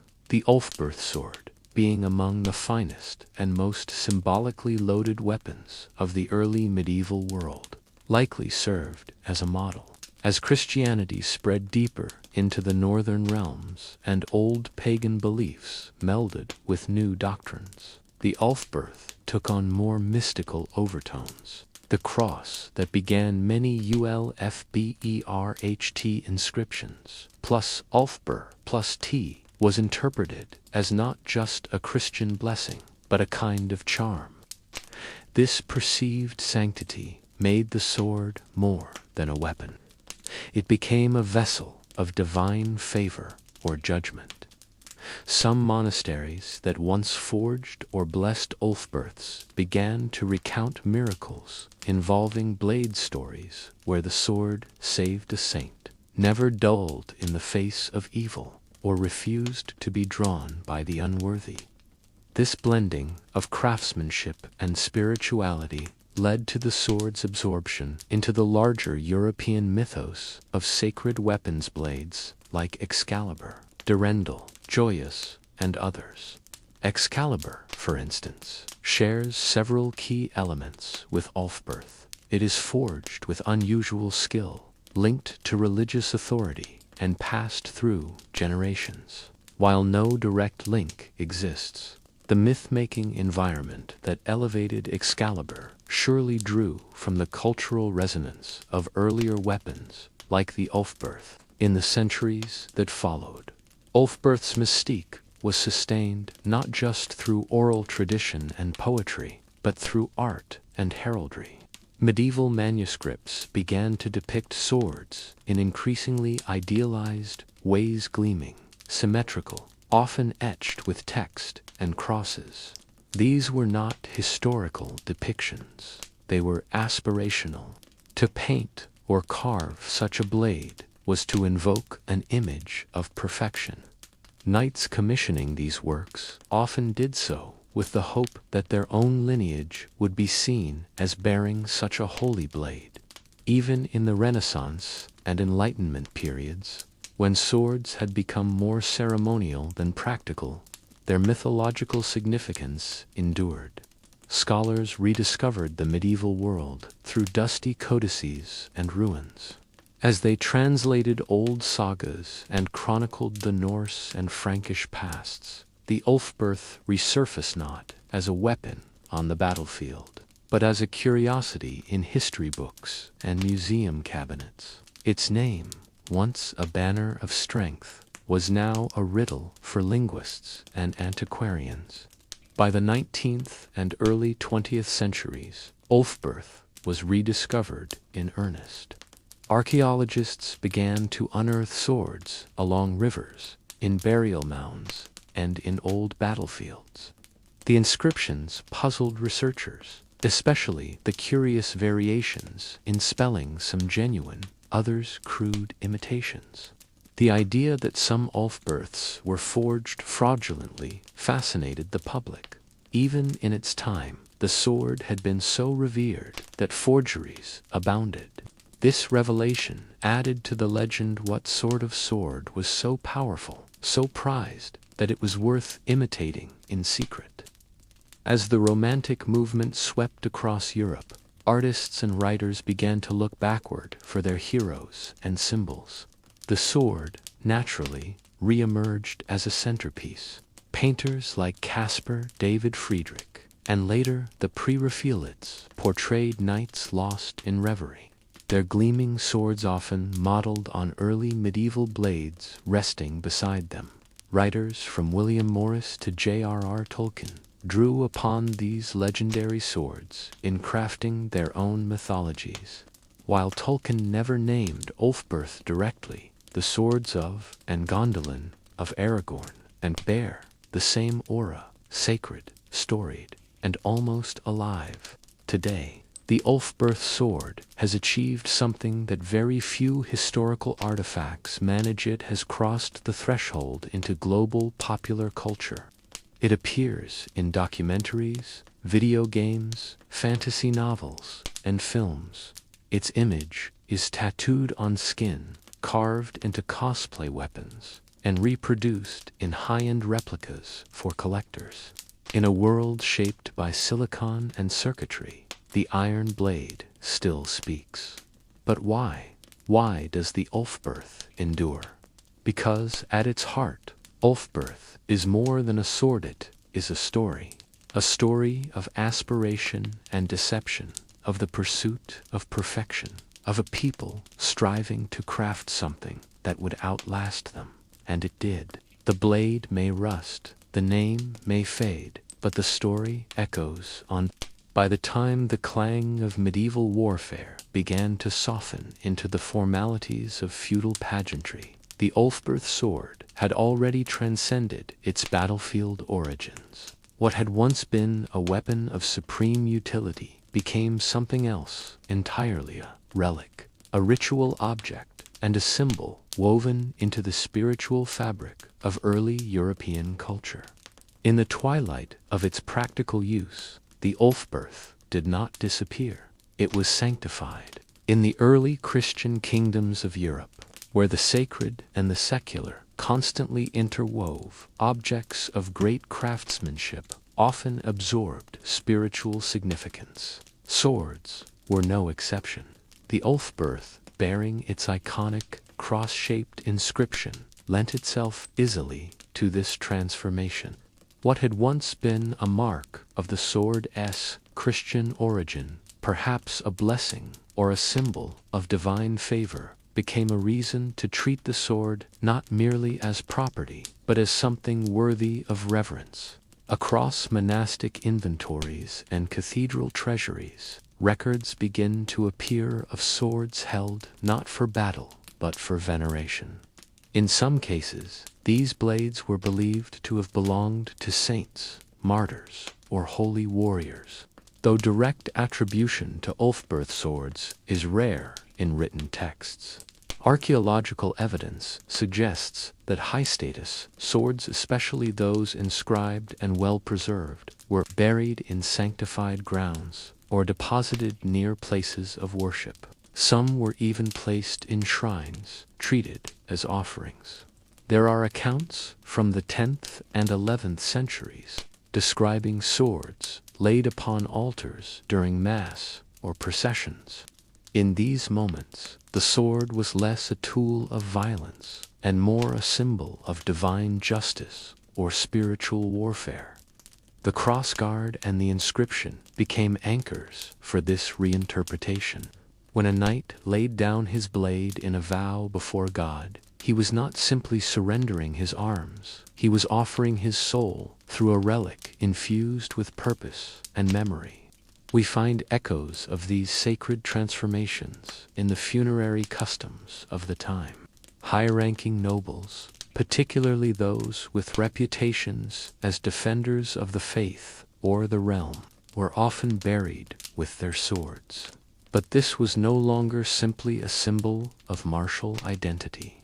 The placement of the sword was careful, sometimes laid over the chest in the shape of a cross, or positioned beside the body with the blade facing heaven. In these settings, the Ulfberht became a spiritual companion, a kind of talisman meant to guide the soul into the next world. The burial of a sword was also sometimes ceremonial rather than literal. In certain regions, especially in Scandinavia and parts of the British Isles, swords were ritually killed before being placed in a grave or a bog. The blade would be bent or broken, its hilt shattered, or its inscription scored through. This was not merely a matter of preventing theft. Scholars now interpret these actions as rites of transformation, sending the sword to the afterlife alongside its master, or symbolically releasing its spirit. For an Ulfberht already imbued with symbolic weight, this ritual act took on a layered meaning. It was not just a weapon laid to rest, but a relic retiring from the world of men. Sacralization extended beyond death and burial. In coronations and oaths of fealty, swords played prominent roles. Kings were often crowned while bearing ceremonial swords. Some even adopted heirloom weapons, sensationally those believed to be Ulfberhts as emblems of continuity and legitimacy. The blade's provenance was recited as part of the ceremony, its name passed down like a relic of divine sanction. Even the act of forging a sword became increasingly ceremonial. In Christian Europe, smiths were sometimes called upon to bless their workshops. The bellows and anvil were sprinkled with holy water, prayers were said over molten metal, and in some rare accounts, relics were placed within the hilt or pommel. If a sword bore the Ulfberht mark, it may have been forged with more than steel, it may have been made with sanctity in mind. One of the most fascinating transformations of the Ulfberht in this period is its emergence in pilgrimage tales and miracle stories. There are scattered accounts of travelers who encountered blessed swords during their journey's blades that were said to never dull, that healed the sick when touched, or that pointed the way in times of crisis. While many of these accounts are fantastical, the sword described often shares the attributes of Ulfberht's fine craftsmanship, inscriptions, and a mysterious origin. In some regions, especially near rivers, where swords were occasionally ritually deposited, local legends grew around submerged Ulfberhts. These were said to be swords cast into the water by knights seeking divine forgiveness or magical protection. Local villagers believed the swords still lay beneath the surface, waiting for the rightful heir to retrieve them. These stories bear remarkable resemblance to Arthurian legends, suggesting a shared narrative imagination across Europe. In these watery legends, the Ulfberht becomes not just a historical object, but a guardian of thresholds between worlds. As the medieval world gave way to the early modern era, many Ulfberhts passed into private collections or remained buried, forgotten. But others were kept in churches, noble households, or armories, treated with the quiet reverence reserved for items not fully understood but clearly important. In these settings, the sword had become something else entirely, not a relic of war, but a vessel of memory, a sacred object, not for violence, but for witness. Today, when we look at an Ulfberht on display in a museum glimmering behind glass, its inscription still faintly visible, we see more than metal. We see centuries of layered meaning, warrior and monk, blood and prayer, story and silence. The sword's edge may be dulled, but its spiritual resonance has only grown sharper with time. The brilliance of the Ulfberht sword wasn't simply in its construction or mysterious origin, also lay in its exclusivity. Not everyone could carry such a blade. Like a crown or a sacred relic, the Ulfberht was a symbol of status, access, and legitimacy. In the feudal and tribal societies of medieval Europe, who got to wield what weapon and when was never just a matter of skill or need. It was a matter of class, law, and power. In the world of early medieval Europe, from the Carolingian Empire to the Norse settlements and the emerging kingdoms of England and beyond, swords were never just tools. They were badges of office, visible signals of one's place in the social order. And Ulfberhts, with their unparalleled craftsmanship and iconic inscriptions, were at the very top of that symbolic ladder. Carrying an Ulfberht marked a man as someone exceptionally, by birth, by favor, or by fortune. The vast majority of warriors, even those hardened by years of raids or border conflicts, would never hold such a weapon. Most foot soldiers bore simpler swords, axes, or spears. The Ulfberht, by contrast, was almost always associated with elites, landed nobility, high-ranking warriors, or men in the direct service of kings and ecclesiastical power. Charters and inventories from the Carolingian period occasionally mention swords, given as gifts by kings or bishops to loyal retainers. These were not ceremonial trinkets, they were real weapons, bestowed as proof of alliance, reward for service, or assurance of trust. In a world where oaths bound men together more tightly than paper contracts, to give or receive a swordist, especially one as rare and valued as an Ulfberht, was to enter into a sacred social bond. There are even documented instances of swords being named in legal disputes. In some Carolingian records, disputes over land or inheritance reference swords as part of a noble's estate. These mentions tell us that certain blades were seen not just as property, but as inheritable status symbols. They might be passed down like titles, their value extending beyond the battlefield into the very fabric of dynastic continuity. For ecclesiastical institutions, the matter of who could carry such a weapon was both theological and political. While monastic rules generally forbade the bearing of arms, bishops and abbots of significant power often employed armed guards, sometimes even knightly orders. An Ulfberht might rest at the side of one such defender, its blade a statement not just of protection, but of divine authority. After all, if a sword bore a cross, and the name of Christ implicit in some interpretations of the plus Ulfberht mark, might it not also defend the church as surely as the king? Among the Norse, social stratification was equally rigid. A chieftain or jarl might possess a sword like an Ulfberht, often with customized hilt fittings and ornamentation. These were not just weapons, but heirlooms, worn at assemblies or displayed during feasts to reinforce social standing. Skaldic poetry sometimes immortalized the giving or losing of a great sword, placing it on par with ships and land as markers of wealth and destiny. For a Viking warrior to be seen with an Ulfberht was to be recognized not just as a fighter, but as someone of consequence, who happened to find or take such a blade. Here, the story darkens slightly.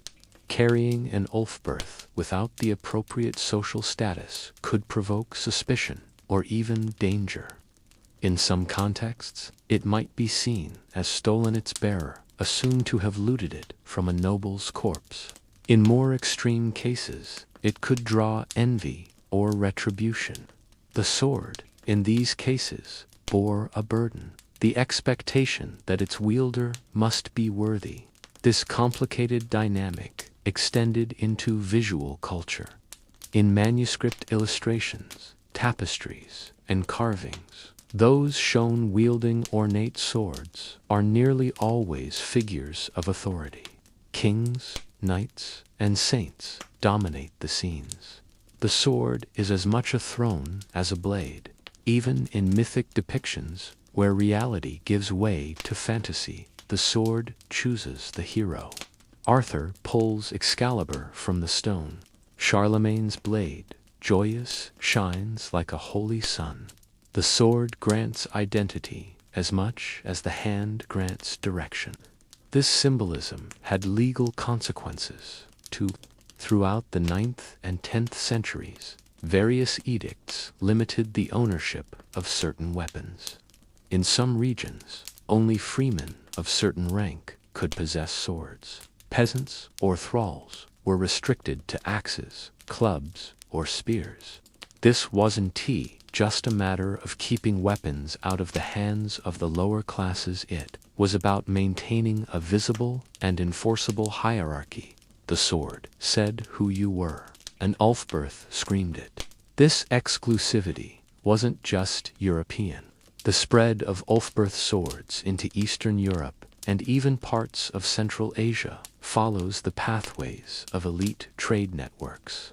In places like present-day Ukraine or Russia, Ulfberhts found in burial mounds were almost always interred with high-status individuals, chieftains, or local rulers. These swords were diplomatic currency, bought with silver, trade goods, or political allegiance. To hold an Ulfberht, then, was not simply to wield a tool. It was to carry a legacy.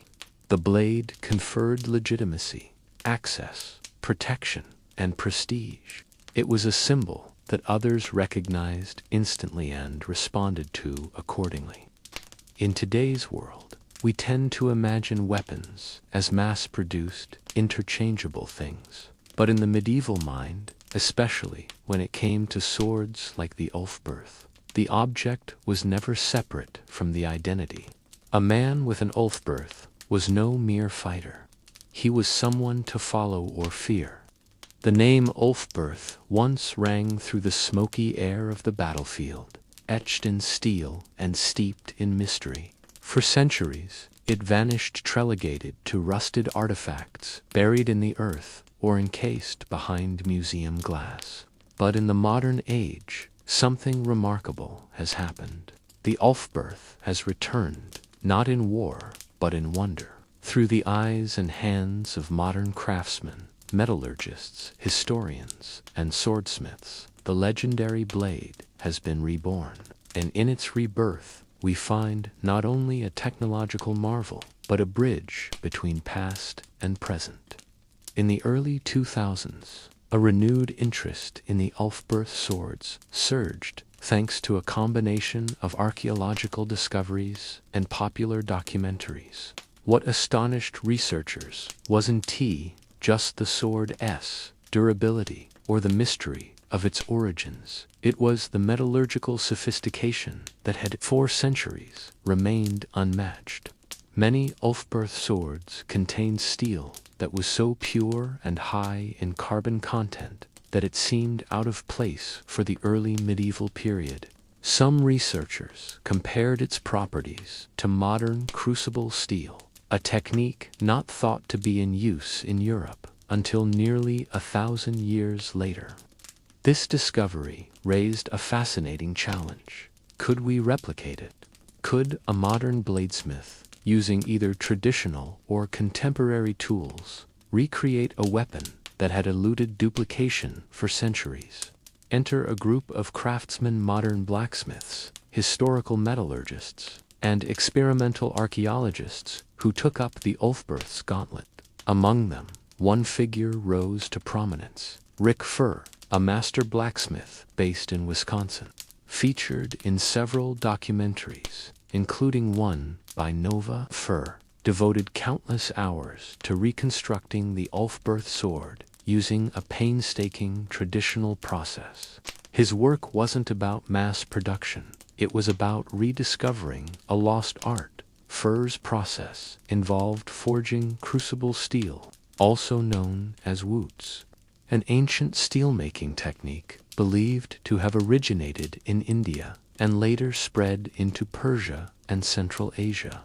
Creating this steel required melting iron with carbon in a sealed container, producing an ultra-pure high-carbon material that could then be shaped into a blade of remarkable strength and flexibility. It was a process as much alchemical as mechanical. The temperatures had to be precise. The cooling had to be controlled. The forging required not brute force, but finesse. And once the blade was shaped, it had to be tempered and quenched with near religious care. The result of Fur's work, and that of others who followed or paralleled his efforts, was stunning. These modern Ulfberht replicas had the same strength, the same flexibility, and the same cutting ability as their ancient counterparts. They even bore the etched inscription, though today it signifies homage rather than origin. But this Renaissance wasn't limited to the forge. Across Europe and North America, academic and amateur historians began diving into the story of Ulfberht. Museums curated traveling exhibits showcasing the swords. Universities offered seminars on Viking metallurgy. YouTube channels and historical forums exploded with analyses, testing sword replicas on ballistic dummies or frozen meat to see how devastating an Ulfberht could truly be. Spoiler, it was very devastating. Interestingly, this revival has not only been about accuracy, has also become an art. Many smiths now create inspired versions of the Ulfberht that combine the essence of the original with their own creative flourishes. Some incorporate runic inscriptions. Others merge the Ulfberht blade style with hilts from later medieval periods. A few go further still, embedding gemstones, engraving family crests, or customizing blades for ceremonial use. In this way, the Ulfberht lives on not as a weapon of war, but as a symbol of dedication, legacy, and craftsmanship. And then there is the digital rebirth. In video games like Assassin's Creed Valhalla or For Honor, the Ulfberht sword makes appearances as an elite weapon, often hidden, hard to earn, but always powerful. In virtual realms, players chase the same prize medieval warriors did, the perfect blade. The Ulfberht has become as much a cultural icon in fantasy as it is in history. Collectors, too, have turned their eyes to the Ulfberht authentic specimens. When they appear at auction, command staggering prices. Even fragments, rusted hilts, partial blades are coveted. Replicas crafted by renowned smiths can sell for thousands of dollars, and many find homes not in weapon collections, but in libraries, galleries, or private offices, displayed like fine art. Perhaps the most poetic rebirth of all comes from those who see the Ulfberht not merely as a sword, but as a story narrative of transmission, loss, and rediscovery. It reminds us that knowledge can vanish, and it can also return. That a handful of mysterious swords buried in riverbeds and grave mounds could ignite a global movement of curiosity and craft speaks to something deeply human. Our urge to connect with the past, not just through books, but through touch, through fire, through steel. In this modern world, filled with plastic, pixels, and mass production, the Ulfberht stands out precisely because it requires patience, time, discipline. You can't 3D print it with integrity. You can't fake the hand of the blacksmith, or the sweat, or the slow rhythm of hammer on anvil. Every true Ulfberht made in 900 CE or 2025 is a statement, not just of what it is, but of what it took to create. So, the next time you see the word plus Ulfberht plus T carved into a piece of shining steel, know that it's more than a name, it's a resurrection. As our long journey through the age of Ulfberht draws to a close, we must step back, not just to examine the blade itself, but to contemplate its meaning across the vast tapestry of time. In the end, the Ulfberht sword is more than metallurgy, more than craftsmanship, more even than a battlefield instrument. It is a symbol, a myth in motion. a quiet echo of the eternal human desire to leave something behind, not just a tool, but a legacy. We've walked alongside warriors who wielded the blade, studied the smiths who forged it, and stood reverently over the graves where sword, man, and animal were laid to rest. But what lingers in the collective mind is not just the steel, it's the story. And like all great stories, the tale of the Ulfberht has taken on dimensions far beyond its original scope. In museums across Europe and the Americas, the Ulfberht sword is often displayed not just as an artifact of war, but as an emblem of human advancement.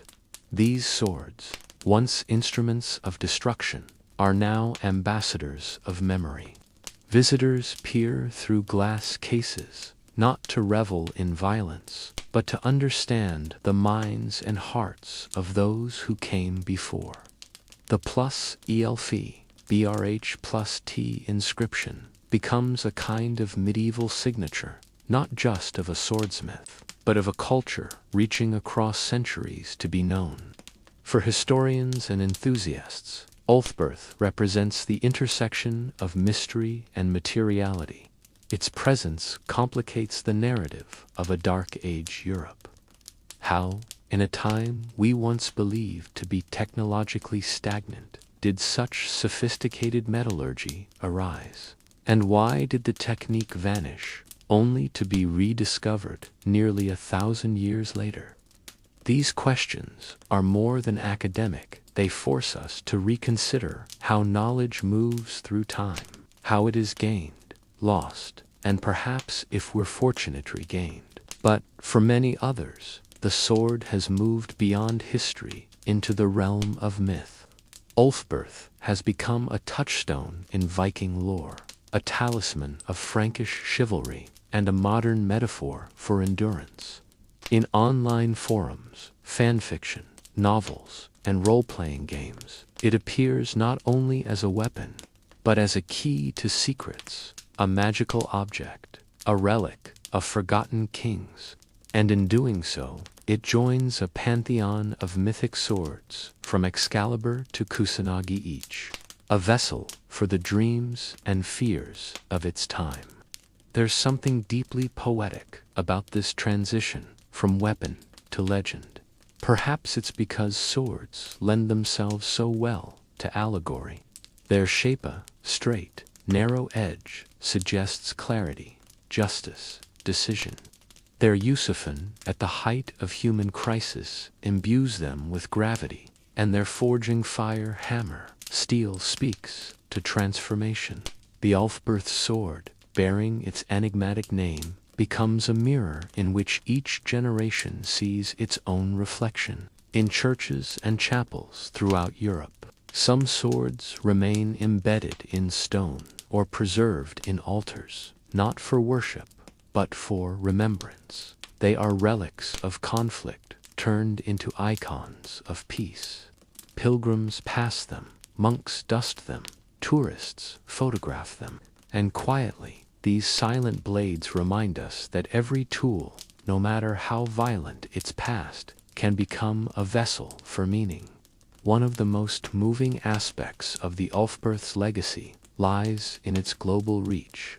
Though forged in the heart of medieval Europe, its story has rippled outward into classrooms in Japan, documentaries in the United States, blacksmith workshops in South America. Children in Lagos or Hanoi might one day read about the Ulfberht and marvel not only at its strength, but at the fact that such an ancient thing can still provoke awe.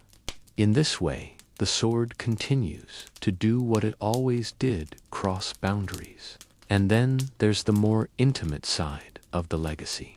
For reenactors, blacksmiths, historians, and storytellers, the Ulfberht is not just a name on a blade.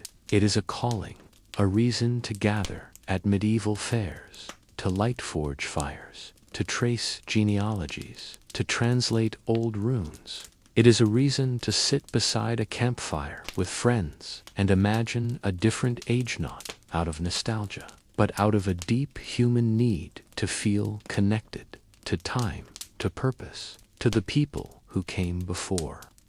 Even in modern rituals of remembrance, whether at a museum opening, a sword-forging demonstration, or a reenactment ceremony, the presence of Ulfberht binds us, not through shared culture, perhaps, but through shared curiosity. In an age of fleeting information and disposable tools, the Ulfberht stands as something enduring. It is not just a sword. It is an idea tempered by history, hardened by legend, sharpened by truth. In the end, maybe that's what the blade teaches us, that what we forged through labor, through knowledge, through intention, can last. That even the coldest steel, when shaped with purpose, can hold warmth. And that even in the quiet halls of today, we can still hear the echo of hooves, the clash of war cries, and the silent promise of a sword that refused to be forgotten. Thus, the Ulfberht lives on, not merely in iron, but in us,